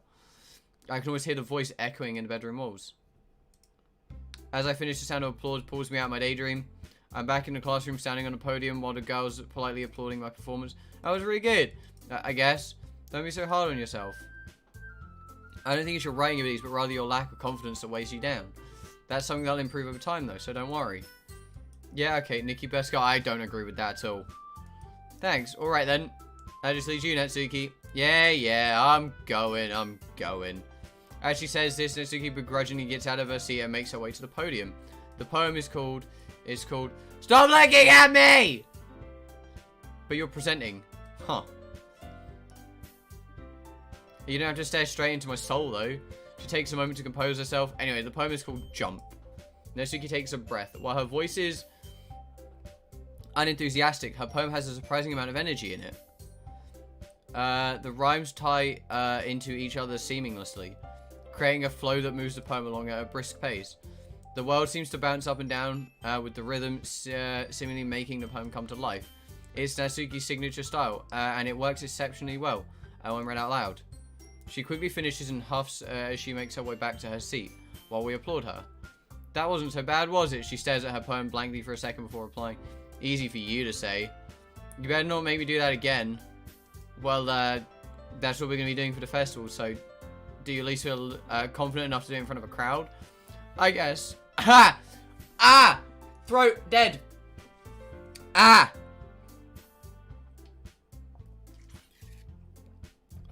Ah! It's not there's any other choice. Yeah, that works pretty well. What's going on in chat? Nick goes, I think you should get married. It's not like there's any other choice. I guess it'd be easier doing it in front of other people. I can just put on whatever face I want with strangers. Don't care about what they think of me. When it's my friends, it's just embarrassing. But I still hate the idea that we have to perform. She mutters that one last sentence under her breath. The others probably didn't even hear it. I knew Natsuki was stubborn, but this is a whole other level. And it does look like she's going along with the idea for performing for the festival. At least for now. Since she basically outvoted, she can't come up with another idea anyway. I want to get noodles, but I don't want to get up. Honestly, Nick, I need to, like, when I finish today, I need to finish what I was meant to start yesterday. Yeah, we don't talk about yesterday's instance. I need to finish editing. I need to read the thing Thomas sent me. I need to go cook myself some food. I'm having hot dogs. So, trust me, if I can get up and make hot dogs after a stream and an editing session, you can go make noodles. That's a surprise. For me, it's just the other way around. Having all those people looking at you, judging you. I don't like to think about it. I can relate to that. Yuri mumbles quietly. The thought of so many eyes observing your every move all at once. She trails off, shaking her head. That's just how it is. So Natsuki sighs in frustration. I guess in that case, you don't have much to worry about for the festival. Speaking of which, I want to thank you all for performing. It might be difficult, but now we all have a general idea of what it'd be like to be able to prepare ourselves. Make sure you pick out a poem and show it to me by tomorrow, okay? You'll need to know so I can make the pamphlet over the weekend. Ah! Reading tires me out. No, Nick, that's not how paying works. I just prefer a different poem to recite. I know you prefer it if we use our own poetry, but I'm probably going to pick a poem from a poet I like or something. To invest in Bitcoin in 2018? No. When it makes you feel comfortable. I'm already pleasantly surprised that you're putting all this effort into the club. Low expectations, huh? More like any effort put in makes me happy in general.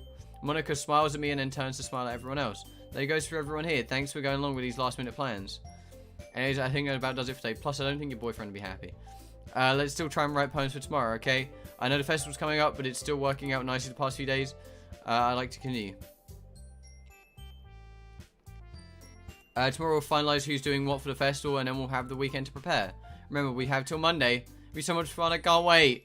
We'll stand up, packing away our things. However, Monika's voice stops us. Oh, and guys, she pauses, twirling a strand of her hair in her hand.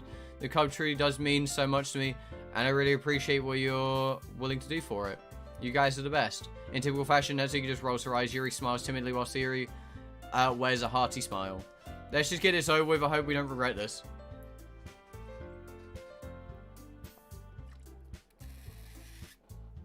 Ah! Can't even order ramen. Why not? What? I order food for myself. Well, not all the time. I order food for myself. I'm fine with it. It doesn't take any confidence. You just pay by card online and then boom.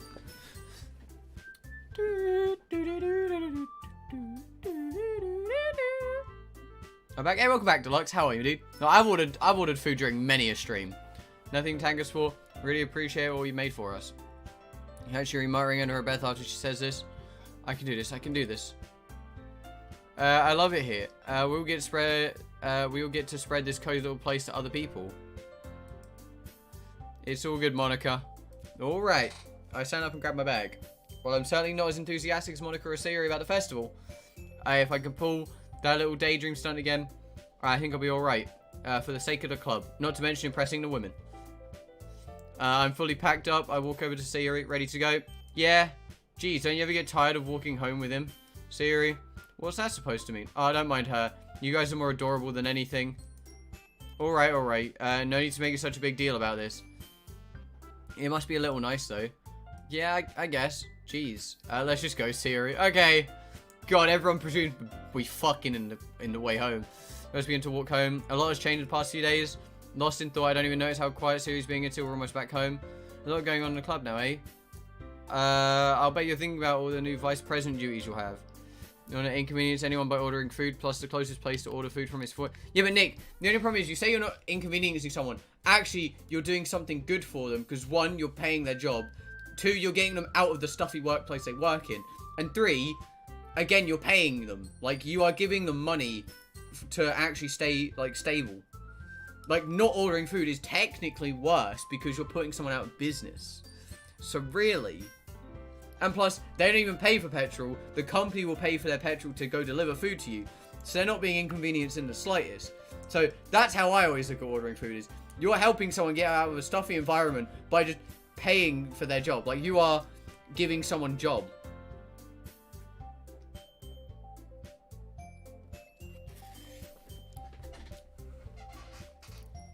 I mean, that's a fair thing. But, you know, just don't look at it as you're inconveniencing them. Think of it as you're helping someone. Brain, 1,000 IQ move, dude. That's how I look at a lot of things. Because if I look at things another way, I will just feel bad. So you just look at things in a way that you're helping someone. You have to deal with when the club grows bigger. Yeah. Anything specific on your mind? Not really. Sorry, did you want to talk? I mean, we don't have to if you were thinking about stuff. 10,000 IQ, dude. Fucking galaxy brain out here. No, it's nice talking to you. I was thinking about something from earlier. It's nice that we, never mind, it's nothing. Sound a little like Yuri right now, huh? Oh, yeah. So much brain. I think I will do, that can go. But I'm too easy to get up, plus I would have to choose, close strem. Yeah, but listen, Nick. Right, think about it this way. You can close strem, go get noodles, come back, open, and I get a new view. So really, you're getting food, and you're just viewing the stream again. Like, it's fine, dude. Wait, why Why do you need to close stream to go get noodles? Wait. Wait. Are you cooking the noodles on your phone? I'm very confused now. Why can you not just take phone with you as you go make a noodle?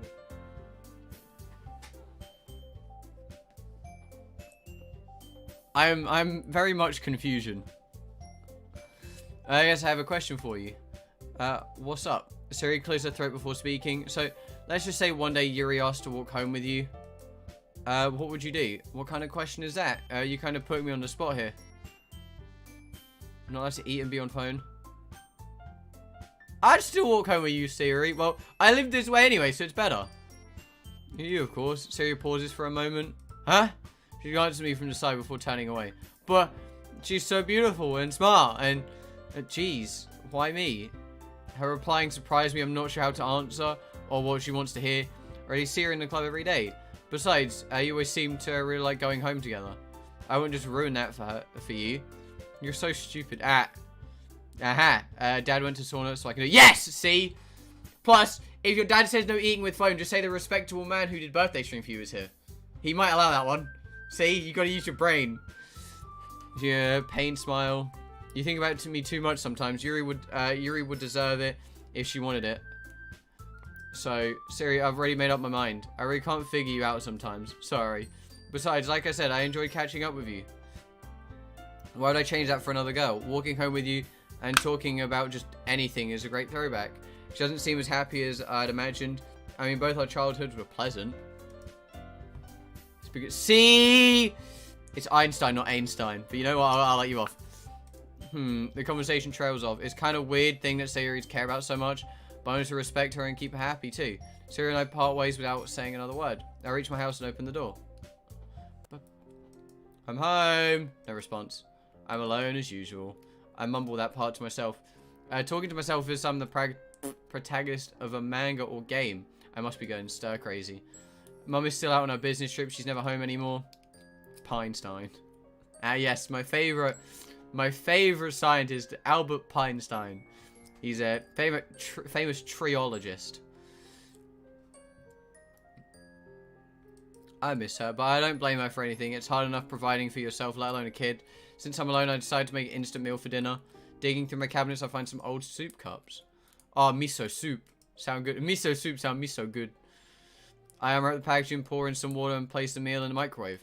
While it cooks, my mind wanders back to the performance earlier. The daydream was so vivid, so realistic. Can I really pull off the performance again? But this time in front of a crowd? It wasn't even that great in the first place. Just doing it in front of a girl was nerve-wracking. I guess I'm not really used to being around people again. Maybe that's it.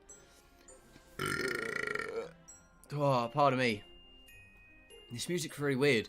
Thinking about it, I guess I've kind of been subconsciously isolating myself from people ever since the divorce. Before it even in some cases. I wonder when I started shunning myself. Maybe that's part of why Sayori and I drifted apart the past few years. It wasn't intentional or anything, it just kind of happened. At least I don't think it was intentional. I'm glad I got to reconnect with her at the literature club. It's given me something to do, something to look forward to that isn't anime or video games. Talking with the girls has made me feel more appreciated. It's a nice feeling, something that's been missing from me ever since the divorce. Maybe that's why Sayori likes walking home with me. It makes her feel appreciated. Sayori, the more I think about it, the more concerned I get for her. She said some pretty weird stuff, but I guess people just have their off days. Maybe she's just changed a little bit over the years. Pretty normal, right? I'd like to think I've been able to tell if something was up with her, although given our recent distance, I'm not sure. Sure, we've started talking again, but there's a lot of time. There's a lot of lost time. Maybe that will change. We'll go back to how things used to be. Beep. Hope so. Oh, it's the animation again, dude.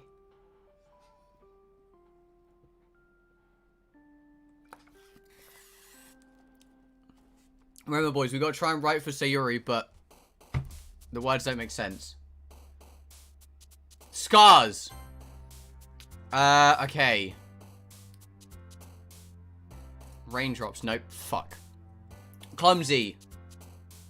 Giggle. Nope. Heaven sent. Nope. Fuck.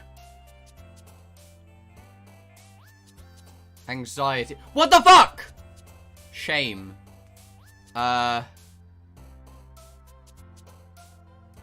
Nope. Cry. Pain. Poof.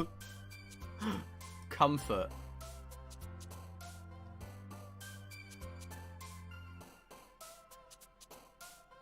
Strawberry. Nope. Fear. Death. Grief.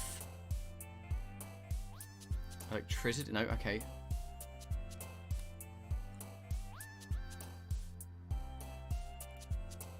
Anger. Empty. Disown. Fuck! We might have got Yuri that time. Fuck.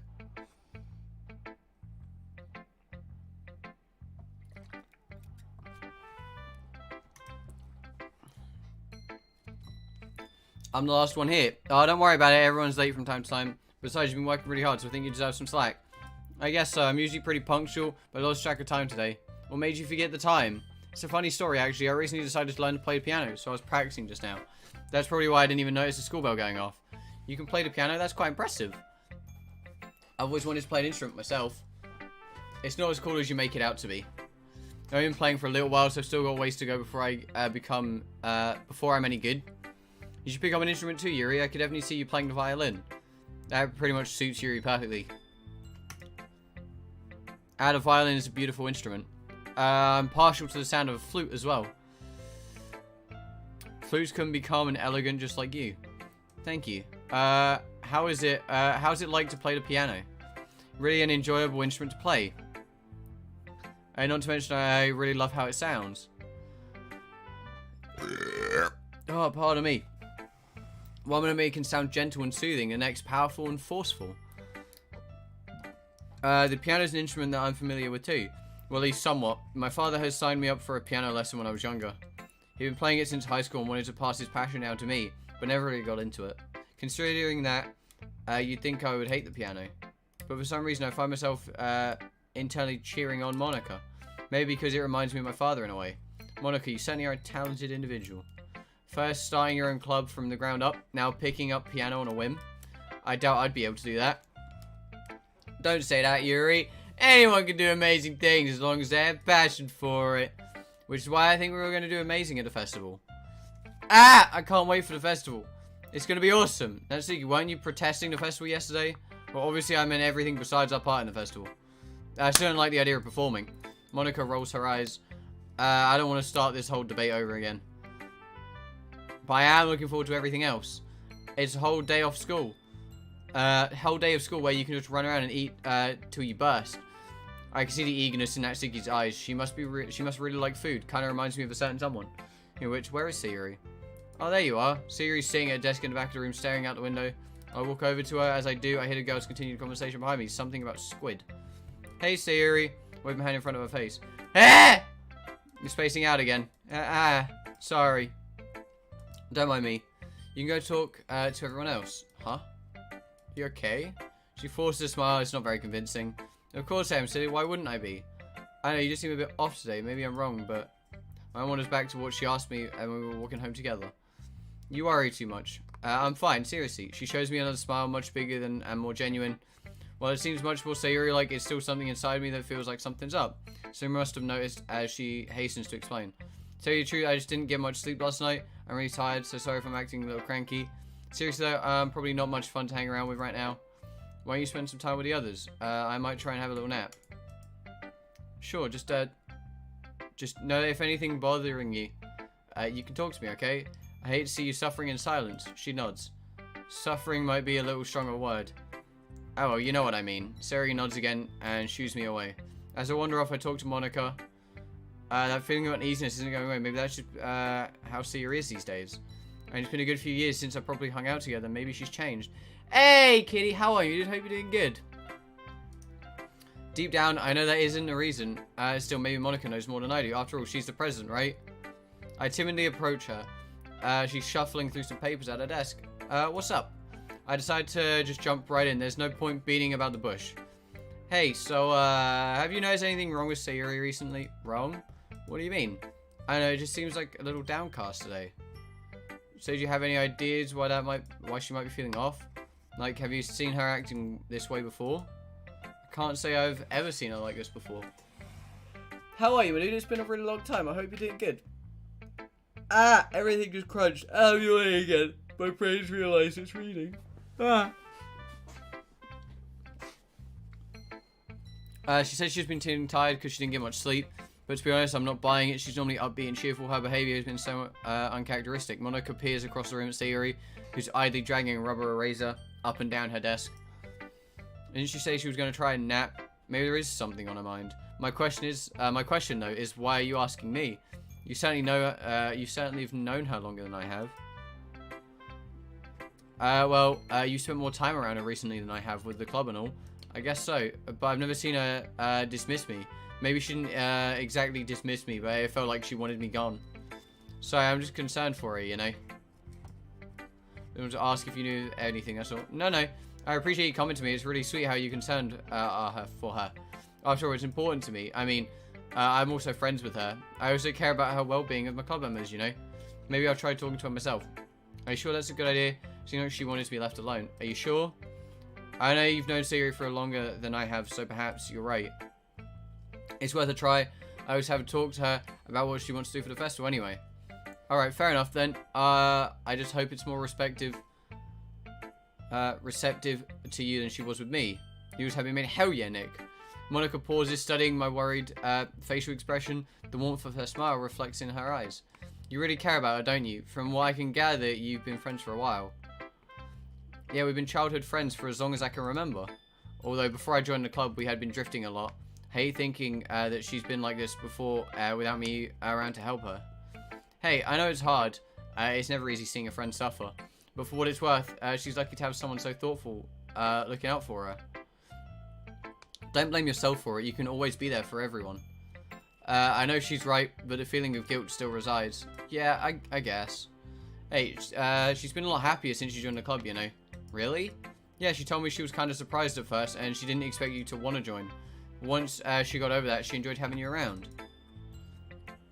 Anyway, I know it's hard seeing her like this. I'll talk to her and see what I can do, okay?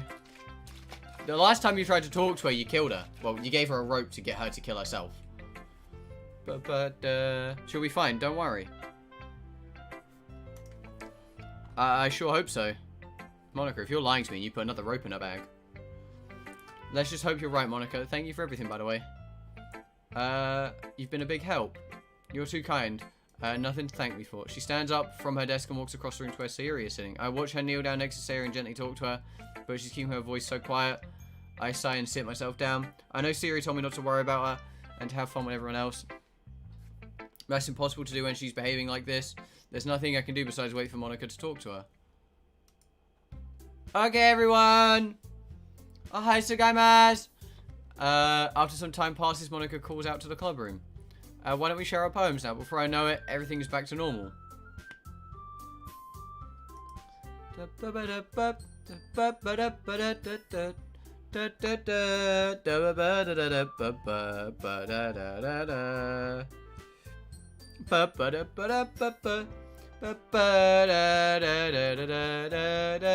I make eye contact with Monika. She smiles reassuringly at me.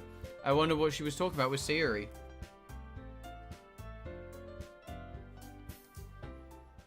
Right, let's go to Monika so she snitches on Sayori.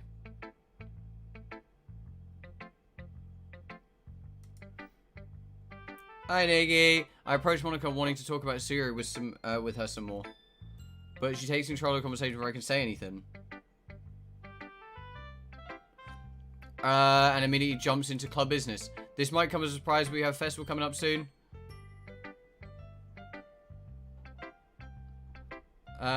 I never would have guessed. Have you thought about what you wanted to submit for the performance at the festival? Well, being in this club is one thing, but performing in front of a bunch of people, I'll have to give it some more thought. Despite any praise the girls might have given me, I really doubt that poetry is up to snuff. Ah yes, snuffing poetry, my favourite. I'm sure there's not just a little bias during poetry discussion. Okay, no pressure. Whatever you do, I'm sure you'll turn out great.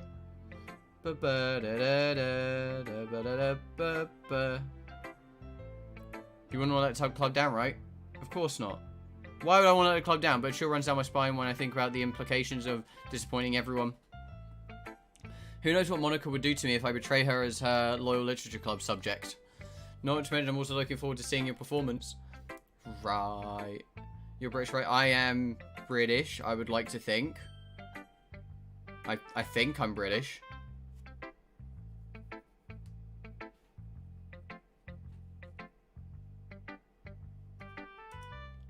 It's definitely not something I can relate to. Don't worry so much, you'll do fine. After all, you've been doing fine all these poetry discussions so far. So far, you say. Anyway, let's take a look at today's poem. Here it is. I want to see the poem I'm holding in my hands. As we're discussing poetry right now, I can't help but remain preoccupied by the thought of Sayori.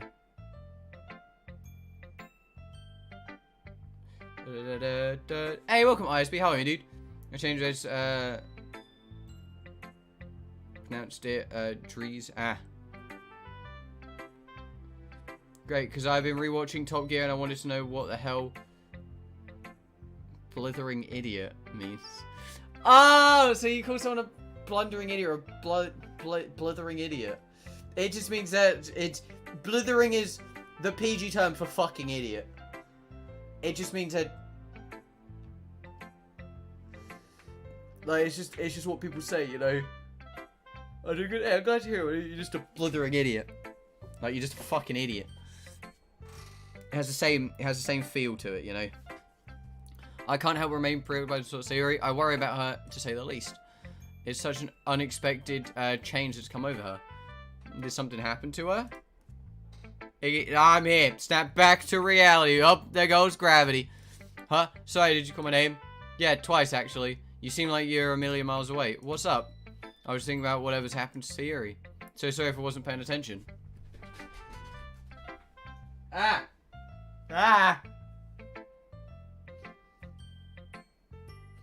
Everything's under control. It's fine, Nikki. I understand. That was that ending. Hey, it was! For what it's worth, you're a good friend for caring so much about her. Thanks. I just hope things can go back to normal soon.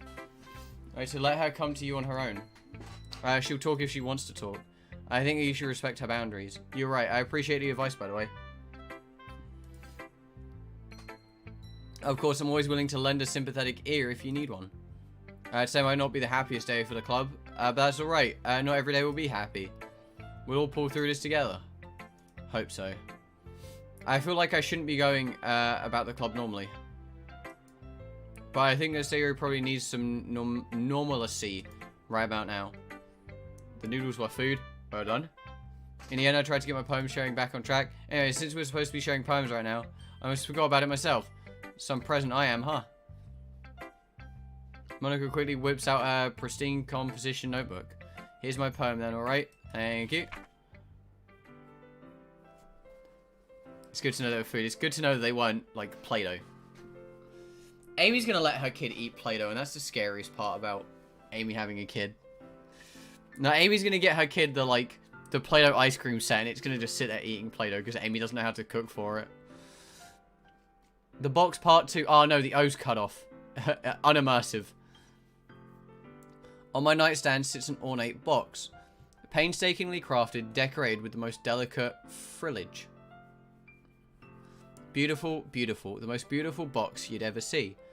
In that box stands a slender porcelain ballerina. Not that stands, twirls. She is inanimate, yet animate. Cold, yet vibrant.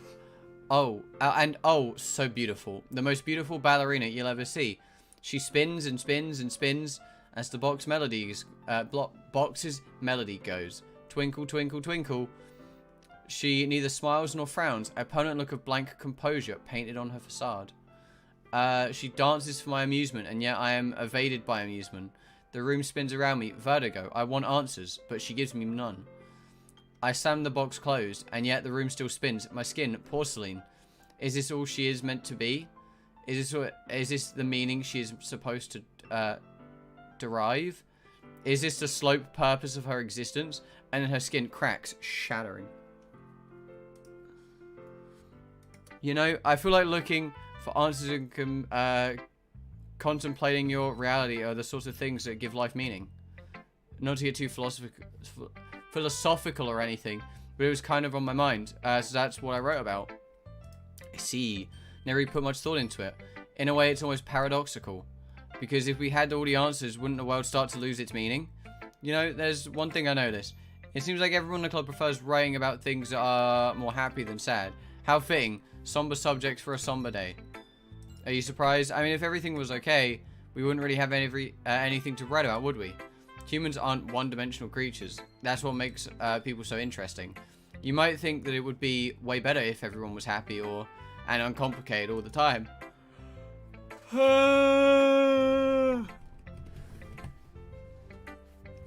But how would we know what happiness was if it weren't for the sadness to compare it to?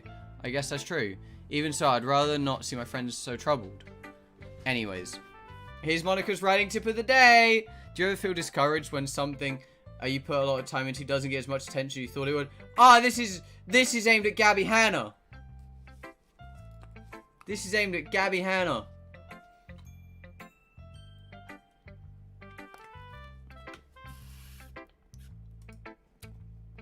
Damn, this is actually aimed at Gabby Hanna, isn't it, boys?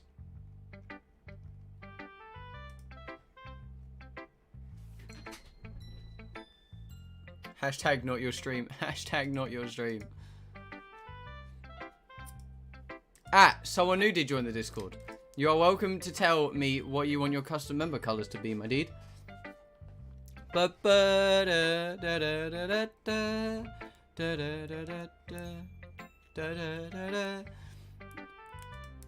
For instance, you could have spent hours and hours on a poem.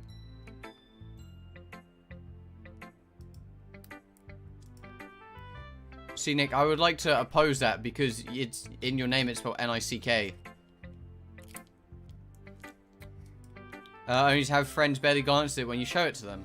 It might make you feel like you've done... It might get you feel like doing any more is useless.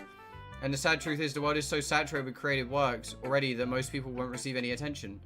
At least relative to the most popular artists and authors. There's actually not much you can do in the situation besides try your best.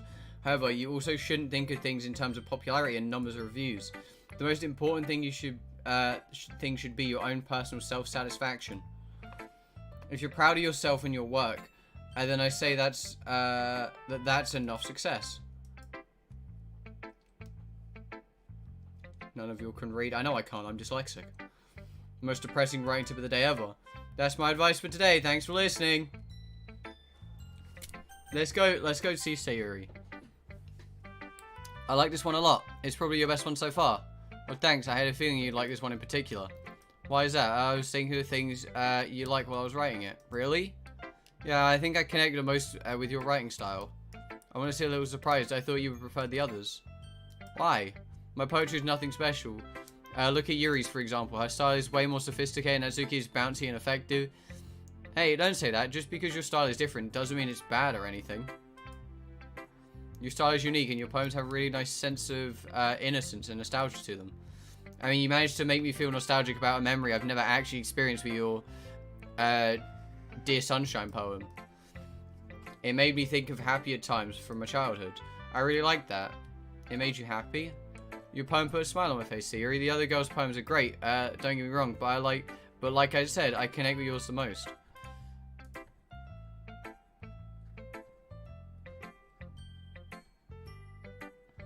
Hope that cheers you up a bit. For a moment, the vacant look of melancholy that's been plaguing her face disappears and she smiles a genuine smile. Thank you, that means more than you can imagine. Starting to get through to her. Maybe now's the best time I can ask her what's on her mind. By the way, Siri, I've been meaning to ask you. But pessimistic thoughts suddenly flood my mind. Well, she doesn't feel comfortable talking about it right now. So would probably approach me herself with her concerns. If you feel comfortable doing so. How's your doggo? He do just be sleeping. Like, he do just be downstairs snoozing. After all, everyone has their off days. I guess it's only normal for her to act a little different from time to time. I don't want to come across as pushy or demanding, even though I'm concerned for her. With a heavy sigh, I changed what I was originally going to ask.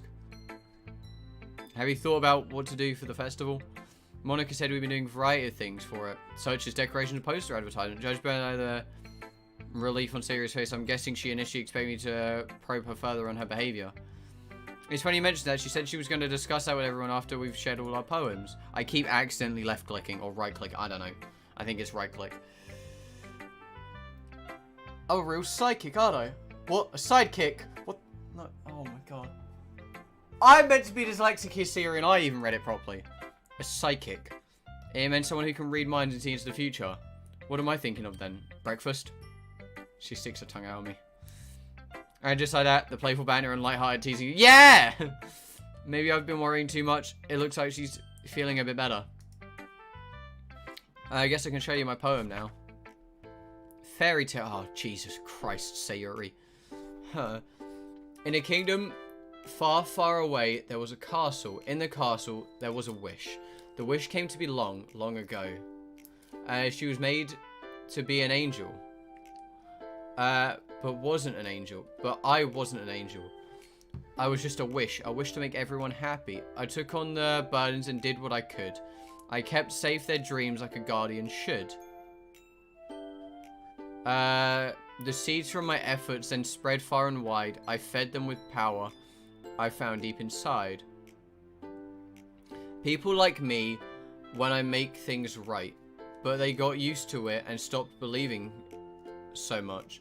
I watched the children play and felt sad, but I was happy too. I really was. It truly was enough to be the fairy godmother, the one everyone depended on and trusted. But time kept on passing as I gave my all. I had nothing left. I couldn't stand tall. But I kept on going as I had always done. A soldier in battle with nowhere to run. Even wishes get tired too. Once everyone was happy, my job was done. But what came after? I could see darkness on the horizon. Quick, make it all go away. When everything's big and bright, what more could anyone wish for? Nobody knew how long it would keep up, but they kept living happily, happily ever after. So what did you think? Wow, Siri, I had no idea you could write like this. This is something else. Have the others seen this? No, yeah, you're the first one I've shown it to. What an honor. So what's this one about? From what I can gather, it's about someone who tries to keep everyone happy, right? She nods, and people like that, but eventually they kind of got used to it. But that's okay, because at least they're still happy. At least they were happy, right? No? This doesn't sound right. And this poem, The Kingdom's Wish, even she gets a little tired from time to time. But as long as everyone's happy, that's her job. She's happy when others are happy. That's the most important thing. Look back at the poem trying to pick up on the more subtle meaning.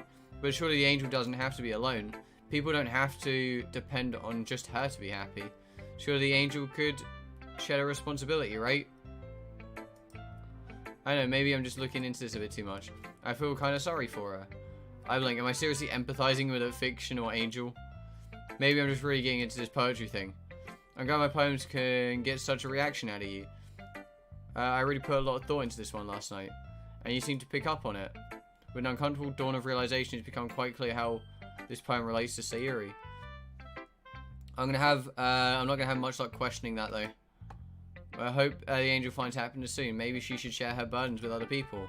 She just might be surprised at how receptive the people of the kingdom are. But then they'll be sad. And that would be selfish. Or maybe they'll be happy to give something back to their angel. After all, she was keeping them happy. It's only fair they get to give something back, right? Shakes her head, and a sad smile is my only response. Ah. Right, let's get this one out of the way, because we know we can't read this one. I must say, you've done well, Nikki. It's clear you're putting effort into improving. Tell me, has my advice been helpful to you? I think so, anyway. I'm glad to hear that. I hadn't thought of it before, but looking back, sharing a write has been an enriching experience. I should thank Monica for having us write for the club. I think we're all a bit apprehensive trying something out of the norm, but having read everyone's poetry, I can't say I'd have it any other way. I don't think I can argue with that. If I'm being totally honest, I was a bit anxious given my lack of writing experience. But it seems cool learning about everyone's thoughts, everyone through their poems. I think I might have learned a bit about myself. Uh-huh. Is that so? Yos. Just yos. You know what? I think so. As I've told you before, I believe writing to be a wonderful way to express themselves. I suppose in the grand scheme of things, it doesn't matter if a poem is good or bad. Yawning. I'm probably going to go for 3 hours today, boys. So we've still got another hour of Doki Doki. So who knows? Maybe we'll get some sexual content. I doubt it, but who knows? It'd be unfair to to invalidate one's representation of themselves like that, wouldn't it? I do believe that exploring one's own style is a wonderful thing. That's comforting. I was worried that I had disappointed you in some way, huh? Huh? You thought, why would you think that? I guess your writing is just really good. I feel like mine can't hold a candle to it. Is that so? Yuri placed a hand on her chin, apparently deep in thought. I'm sorry. I don't want to make you feel uncomfortable within my writing. How ignorant of me. Yuri, it's not as bad as you're making it sound in your head. All I was saying is that your writing impresses me. I hope that one day I can write poems that carry the same kind of impact as yours, you know? Ah, I see. Forgive me, I'm just a little too used to it. Used to what? Being disliked. What? I mean, sure, we have Natsuki and all right, but that doesn't mean anything. I shouldn't be saying that, should I? I'm sorry, it felt awkward. Do you mind if we move on from that? Alright. Would it be okay if I read your poem now? Of course. Here, I hope you enjoy it. Fucking hell.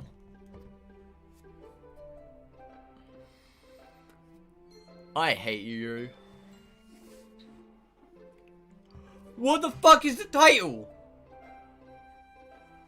It's like F-A-R, Farlaren? Forlorn? I don't know. Pastel palettes, shivers and shake. Shiver and shake. Underneath my...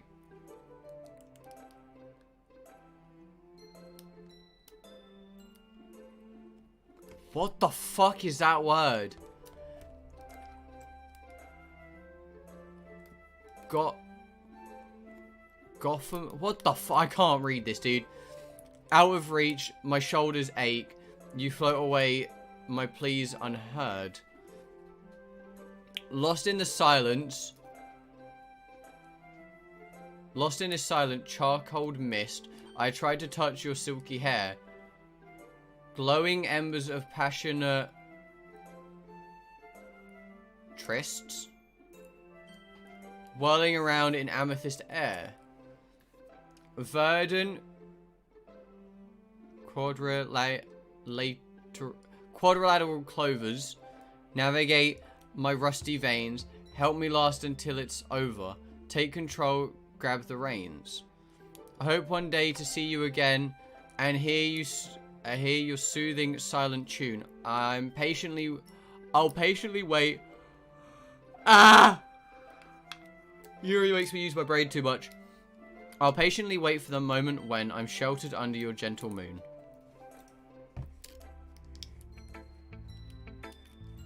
This isn't the most interesting piece.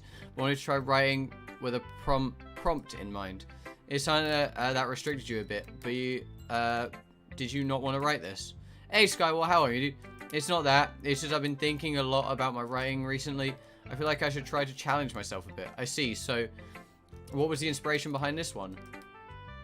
Yuri takes a breath, apparently thinking of what to say. I suppose it's about an internal struggle between one's own desires and their best interests. Ah! Brain, stop working. It's important for those we care about to be happy, even if it means we cannot be happy ourselves. I imagine it's something I'll need to come to terms with. She mumbles that last part, as though she were thinking out loud. I see. Well, thanks for sharing, Yuri. Of course. Now we've got the pink-haired demon.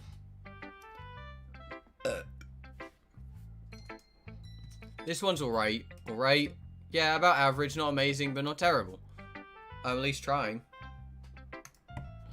I never said you weren't. This just isn't my style. Alright, nothing wrong with that. People have their opinions. Yeah. Your poems are kind of like decent, I guess is the word. It feels like there's potential in them, but it just stops short of it. Well, any tips for finally reaching the potential you keep talking about? Coming to the pro for tips, are you? No, not really. I help you out this time.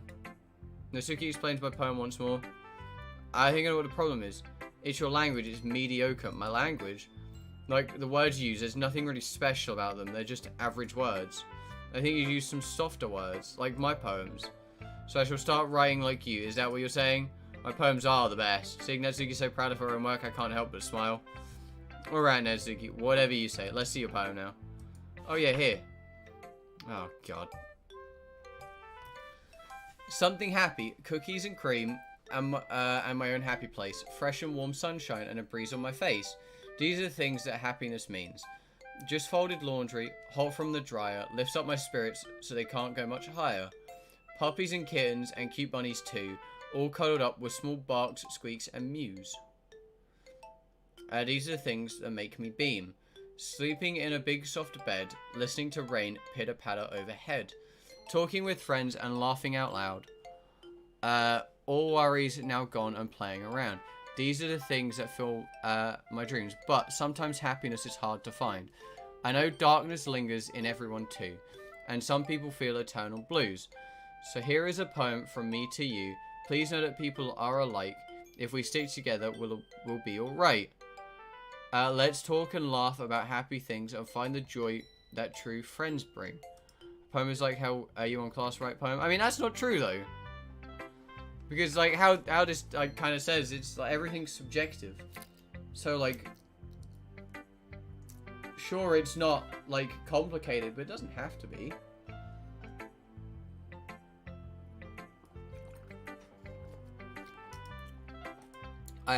You know what this poem is about, right? You read it for Yuri, right? I wouldn't say, yeah. Alright, after seeing how much effort Yuri was putting into changing, it's only fair after the poem she wrote for me, right? Well, not for me, but don't worry, I know what you mean. I guess I was, shut up. I was childish, alright? Always getting caught up in the moment. It's hard for me to let go of that sort of stuff, but yeah, after writing 2 negative poems, a positive poem was pretty refreshing. I do like the feel of this poem. It really is something happy. I mean, I was feeling happy when writing it, so naturally the mood would be happy. The ending is a bit bittersweet, though. About that, I was thinking about Yuri probably has problems that I don't know about. I mean, all people do, right? I guess the message at the end was, even if we have problems, and even if we feel sad, if we look towards our friends, we can find happiness. You know, joy and solidarity and stuff. Solidarity, huh? It's a very Yuri-ish word. I was thinking about Yuri would call it, so... And I'm not dumb! I scratched my eye, I just chilled. Power from news. I chili powder from news and but Nick, you need to wash your eye out immediately. I do know big words, just consciously decide not to use them. Alright, I get ya. I think you really appreciate the poem though. She'd better. Okay everyone, take 3.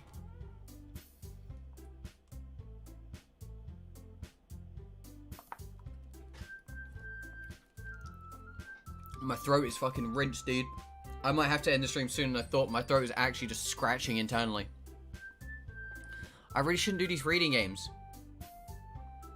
I just pressed something. Uh-oh. We're all done sharing poems, right? In which case, let's start figuring out what we're all going to do for the festival. You still remembered? I'll pretend I didn't hear that. Anyways, like I was saying, well, I already know what I'm doing. That's right, Natsuki will be making her speciality, cupcakes. But we might need a lot of them, and different flavors. Can you handle that all by yourself? Challenge accepted. And as for myself, I'm going to be printing and assembling all the poetry pamphlets. Sayori, you mentioned goodie bags earlier, if I remember correctly. I'll make goodie bags for everyone, and put in little quotes, bookmarks, and candies. That was it. Great idea, people will love that. We're glad you're helping, Sayori. And you guys... It's nothing special. The cupcakes sound amazing, though. Of course, because I'll be making them. Bitch. We will share a collective laugh. How about you, Yuri? Ideally, I'd like to do something that could enhance the atmosphere of the performances. I'd like to experiment with some aromatherapy as well, if that's okay with you. Of course, that's fine. I'm excited to see how you come up with. You also got beautiful handwriting, so perhaps something that involves that. Yuri ponders for a moment. How about banners and decorations? It'd be funny that you mentioned that. I was just about to say that myself. Well, great minds think alike. She shares a laugh with Yuri and turns to me. Anyways, That just leaves you. The only club member who's useless. What the fuck, dude? I didn't say that. In fact, it looks like all of us have a lot of work to do for the festival. I'm pretty sure I speak for everyone when I say that some help would be much appreciated. So, maybe choice between who to spend my weekend with. Why do I suddenly feel so nervous? I suppose I could use a bit of help. I really need it, but if you want to help bake stuff, I could always just have you do some dirty work. If you help, you better not sneak a cupcake to eat. No, Suki, I don't think you want to help you if you make him have to be a burden. You don't need any help, but you'd be better off assisting someone else. Why are we playing Doki Doki? We're not. We're playing Doki Doki Blue Skies, dude. Pay attention. It's up to him to decide. Maybe he likes baking. Have you ever thought of that? Besides, how hard could it be making decorations anyway? I'm only speaking for myself. Monika and Sayori would like you to appreciate some help as well. It really matters, but decorating requires a lot of creativity and meticulous work. Plus, you know, people wanted Doki Doki, so we're doing Doki Doki again. So does baking. You've never baked a day in your life. How could you possibly know? Throughout their bickering, I can't help but notice that Sayori hasn't said a word. Does she not want me to help her? I'm just overthinking this. It's impossible to think properly when the argument is going on. Let's settle down for a minute. In the end, it's not necessarily dead. He's the only one who gets to decide where he's going to contribute. We need to argue over him like he's the last boy on Earth. I think it's fair to say that each of us have plenty of work to do. Because breathe too close to It's merely discussing our workloads. Looks like Monika has united Doki and Yuri with a common enemy. Aha! Sorry. Just saying though. Can we just move on already? Moving along. Okay with this, right? In the end, it's up to you. Very well. In that case, everyone looks staring at me. Yes, we have to help. We have to help Sayori. We have to. We have to, boys. We have to.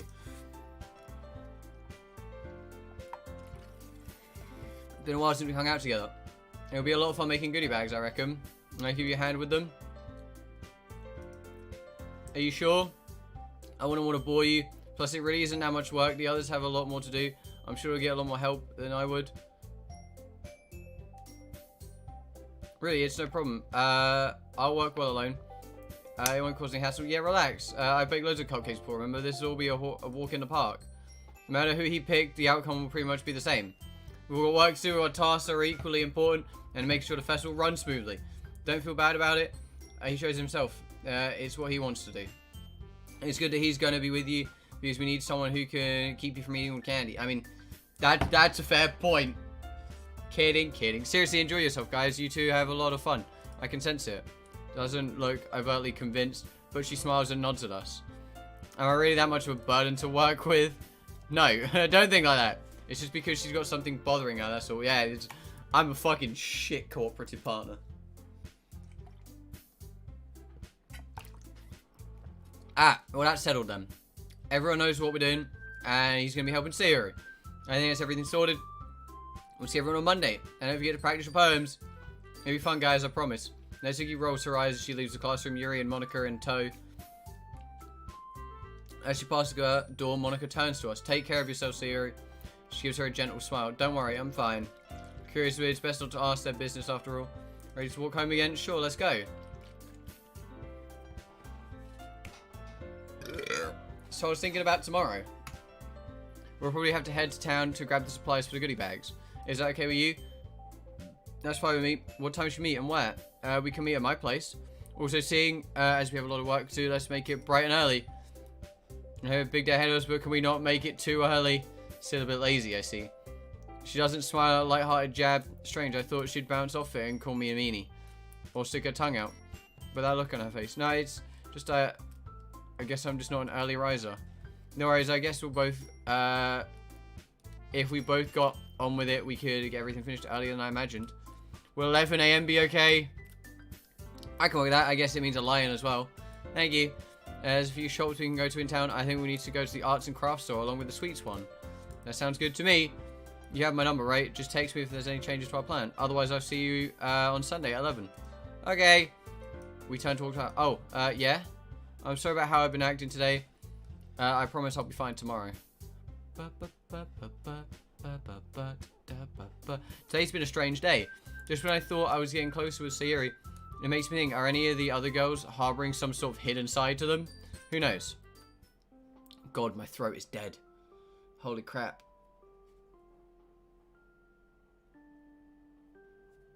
My throat is actually in pain. Oh, wait. We skipped nighttime. Huh.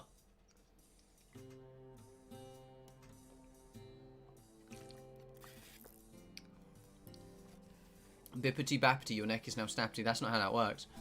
It's already Sunday. No, knowing that, I'll be spending my day alone with Sayori is kind of weird. Not in a bad way or anything, it's just been a long, long time since we've had a day out together. We're just the two of us. I'm still looking forward to it. I just hope whatever was bugging her on Friday is gone. It was really hard seeing her like that. I shake my head. It's a new day today. It'll be much better. And mind drifts, I wait for her. Subconsciously, I recall a memory from a long time ago. Our parents took us to a fair that came to town.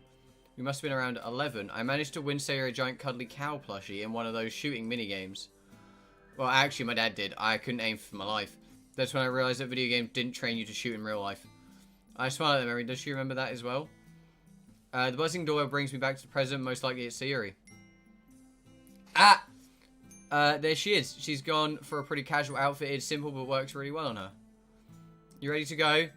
Hey, sure am. Let's get going. I gently close the door behind me and we step out to the street. It's a bright sunny day, not too hot, just gentle breeze. Perfect. 2 hours 8. Nice one, lad. I'm surprised you didn't fall asleep on stream. No, I'm not tired. It's just my brain is, like, slowing down.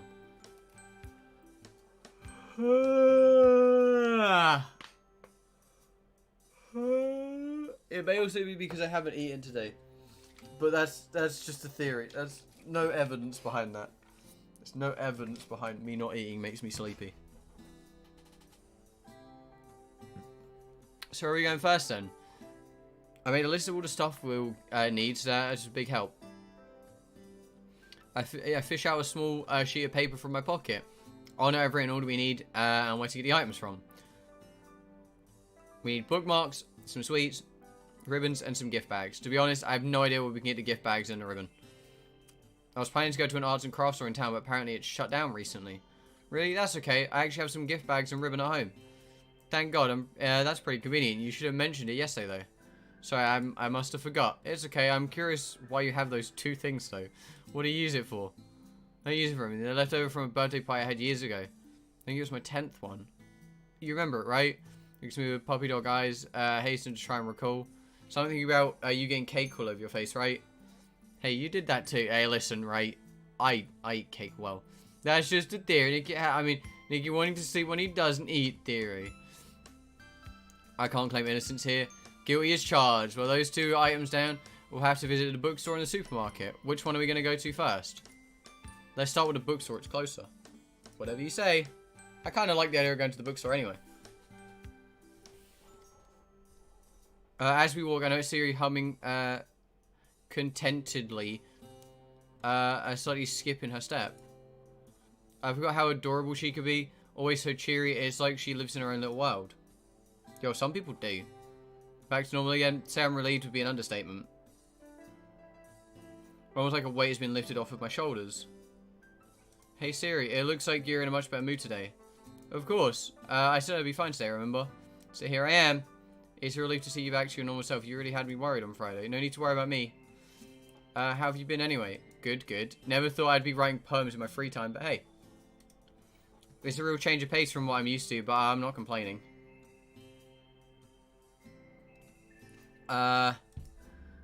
Imagine paying for Nicky's OnlyFans just to get his feet. Now that's quality content. No. I don't have an OnlyFans. Although if people would pay for an OnlyFans, I might think about it. Just to put feet pictures on it. Don't test me. Sayori giggles. What? It's nothing. I just didn't see you as the poetic type, that's all. All those video games, I guess, really got into them over the past few years. I shift uncomfortably. I feel like there's a reference to us drifting. After all, she's not wrong. As I became more reclusive, I turned to gaming as an escape. But truth be told, I didn't really think of any I was poetic either. I guess I never really realized how much I enjoy literature. I mean, listen, right? I probably wouldn't make an OnlyFans, but it would be funny if I did. Still paying for my friend's OnlyFans because I'm a good friend. You know what, Amy? That is a good friend thing. This is good friendship right here. Okay, I was enjoying today, after all. I mean, Yuri showed me this really cool book Well, maybe not cool. It was pretty interesting. Amy's secretly paying for her girlfriend's OnlyFans. Amy's pulling an iDubbbz. Amy's pulling an iDubbbz. I'm calling it now. I'm calling it now.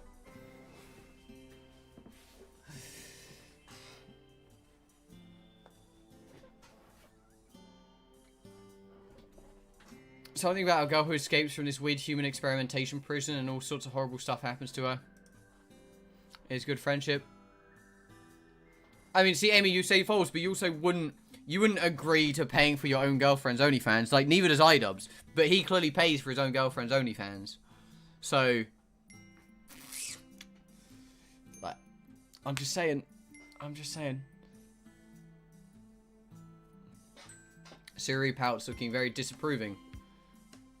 I don't like the sound of that at all. Sounds really scary. I hate to live in a world where horrible stuff like that happened to me. The Sayori's wonderful innocence never went anywhere. I hate for anything bad to happen to you too, Sayori. I never let it happen. You're so sweet, you know that? You used to be protective of Sayori when we were kids. Guess not much has changed, even after so much time apart. Amy is iDubbbz. We're on it. You didn't realize we'd made it to the bookstore already? And it turns out the bookstore is actually in a library. It's pretty small. But after glancing around, I seem to have all we need. Let's see what they have. I make a beeline for the rack of shelves carrying a nice variety of bookmarks that include all different colours and sizes. Wanders over, her eyes widen all the choices. So many to choose from. Who'd have guessed there's such a demand for bookmarks or all these things. The blue ones are really nice. I look over slightly wearily, how excitable she can be. It's a bookmark with a blue koala. Who makes a bookmark with a blue koala? Sayori seems to love it though. When you even get to say anything, she starts gushing over another bookmark. Look at this red one. It's got a little ribbon shape on it. It's just like mine. At least this one's a bit more justifiable. Look at these. They've got little puns on them. And sure enough, there's a row of little bookmarks bearing a picture of objects with puns related to them. An apple with the quote, "You are the apple of my eye." A cutesy smiling cartoon bacon with the words, "I like you more than bacon." That one's actually kind of made me laugh. I mean, I like the bacon one. The apple one's too cheesy, though. Her face is all scrunched up, trying to decide which bookmark to get. Probably better off just getting these plain ones, Sayori.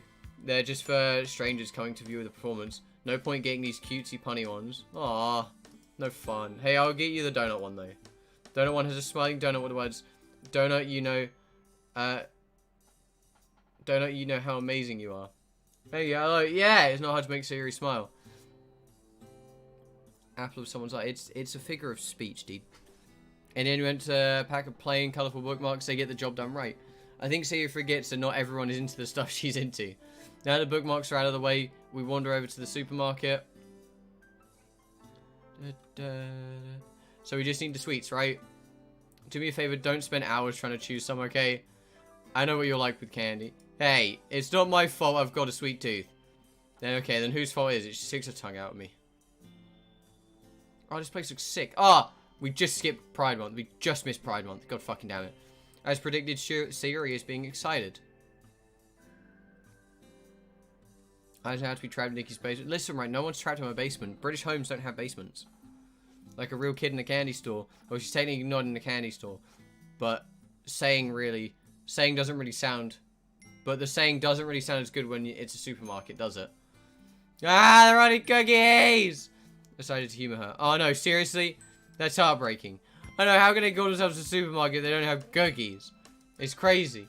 We still have a lot to do when we get home, so let's make some choices now, shall we? Welcome back, Drez. Okay. We browse the selection, pondering which candy should be the best to buy. What's your favourite flavour of licorice? Strawberry. Why? Oh, no reason, just wondering. Strawberry licorice it is.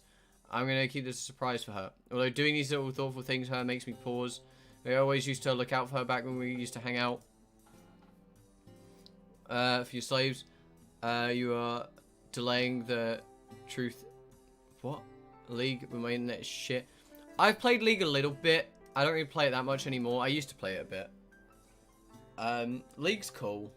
I can't lie, I do like Teamfight Tactics. That's actually a really cool game. Oh, actually, did anyone hear that Pokemon Unite is actually being made by a company that's owned by Riot Games? Or a sub-company of Riot Games. So it is, technically, Pokemon is working with Riot Games to make a Pokemon MOBA. So we are getting Pokemon League of Legends, and it's actually made by League of Legends. Like, just think about that, boys.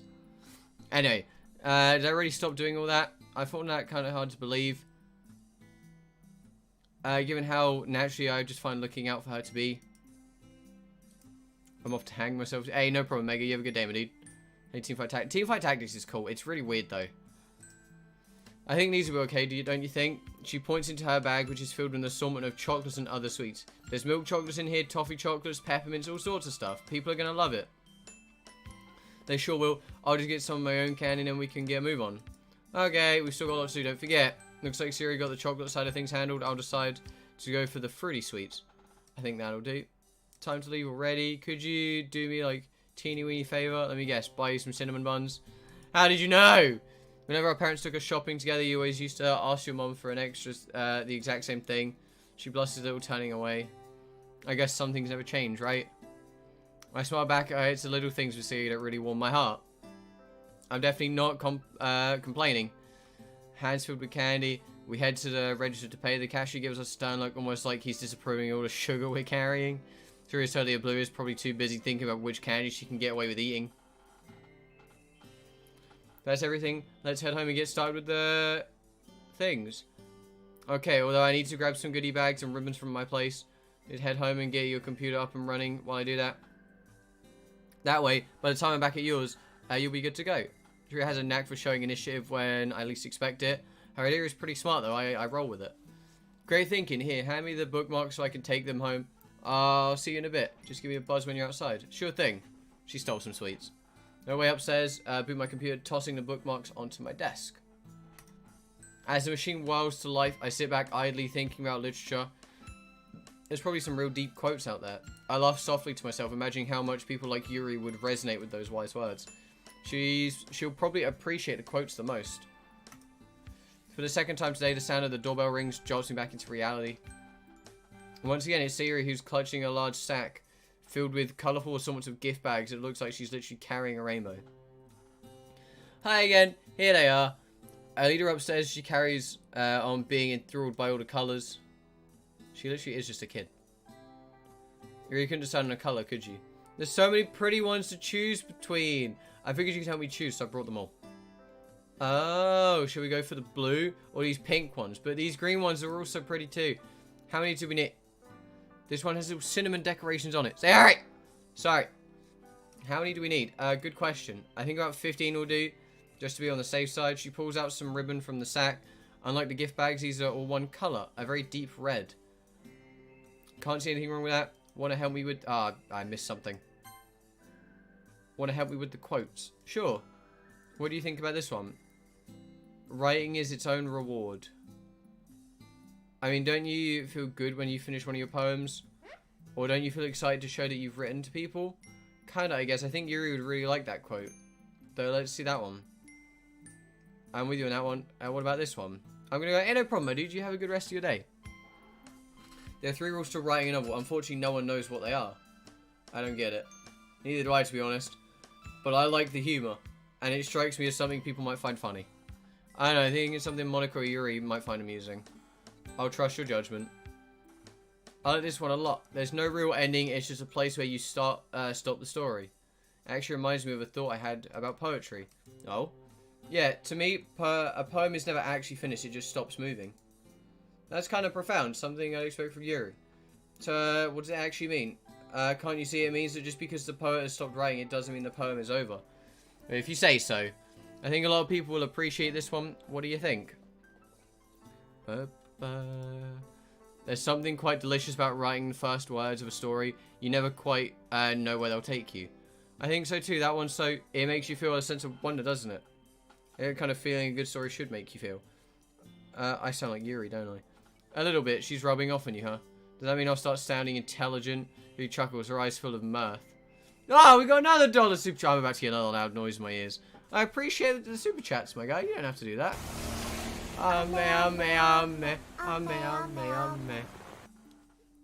So innocent and sweet. You really do. Come on, sorry, that's not true. My poems aren't anywhere near as good as yours. Mine aren't anything special. Don't be silly. I'm sure you'll be a great poet in no time. Well, I'll believe it when I see it. Anyway, I guess anyways. Let's get these printed and start putting together the goodie bags. Okie dokie. After finding a few more quotes, we get to work. We have all the items ready to go now. It's just a case of putting a bookmarks, quotes, and candy in each bag and tying it all up with a piece of ribbon. We get to work. Comfortable silence descends upon the room. As we progress, I realize how happy I've been all day. It's not just been anything fancy, it's just been going to town with SAYORI. But even that has put me in good spirits. Spending time with someone, joking around, reflecting on old memories. This weekend has been miles better than how my weekends typically go. Boring, filled with aimless gaming and anime. I've missed this. I've missed this a lot. I really have. And most of all, I've missed SAYORI. Today has taught me that I'm determined to spend more time with her. After all, I think she'd enjoy it too. Ha! There's a lot to catch up on, so I suppose we have plenty to say and do over the upcoming weeks and months. You're being pretty quiet. Are you okay? And there it is. The defining trait of hers, always being concerned about others' well-being. I'm lucky to have someone like her in my life. I'm fine. Yes, sir. I'm just doing a lot of thinking. What, if I can ask? Just about today. I've really enjoyed it, hanging out with you again. It's been a while, hasn't it? It has. I'm glad you enjoyed it, because I was gonna say the same. I did too. I haven't had this much fun in a while. Hearing that lifts my spirits even further. Something I didn't think was possible. Oh, fucking hell, my throat. You know, I'm genuinely happy to hear that. I haven't really told anyone, but Suri looks at me, her blue eyes swimming with concern. Truth be told, I've been kind of lonely ever since my parents divorced. I haven't really had much contact with people. And spending time with you today has been refreshing. A real nice change of pace, you know? A change from spending my weekends by myself playing games. I'm sorry, I had no idea you felt this way. You should have told me earlier that you were so lonely. I hate that I couldn't help you before. It's okay, seriously, it's not your fault or anything. I've been really reclusive myself. I've really enjoyed the literature club so far. Just being able to spend time with the people my age again, discovering my new hobby. I appreciate it more than I can describe. You've all been super welcoming. I know I'm no poet or anything, but that didn't bother any of you. Fucking hell, my throat. Right, boys. I think I'm going to need to end the stream off here because my throat is again scratchy. I'm also getting really tired and, like, swayy. So, I am sorry we're not going further, but if you think about it this way, we're leaving on the biggest cliffhanger of teenage boy and teenage girl alone in a room. So, you know, save. I'm going to save. We save game. Next Sunday, we should have some more Doki Doki, I think. I don't know. Let's hope so. But, with that being said, I hope everyone has enjoyed today's stream. If you are a member, there is a video that's out, so you know if you wanna tune in for some more content, check out the video after the stream. Anyways, with that being said, I hope everyone has enjoyed today's stream, and I'll catch everyone tomorrow for whatever it is. Anyway, people, ow, peace.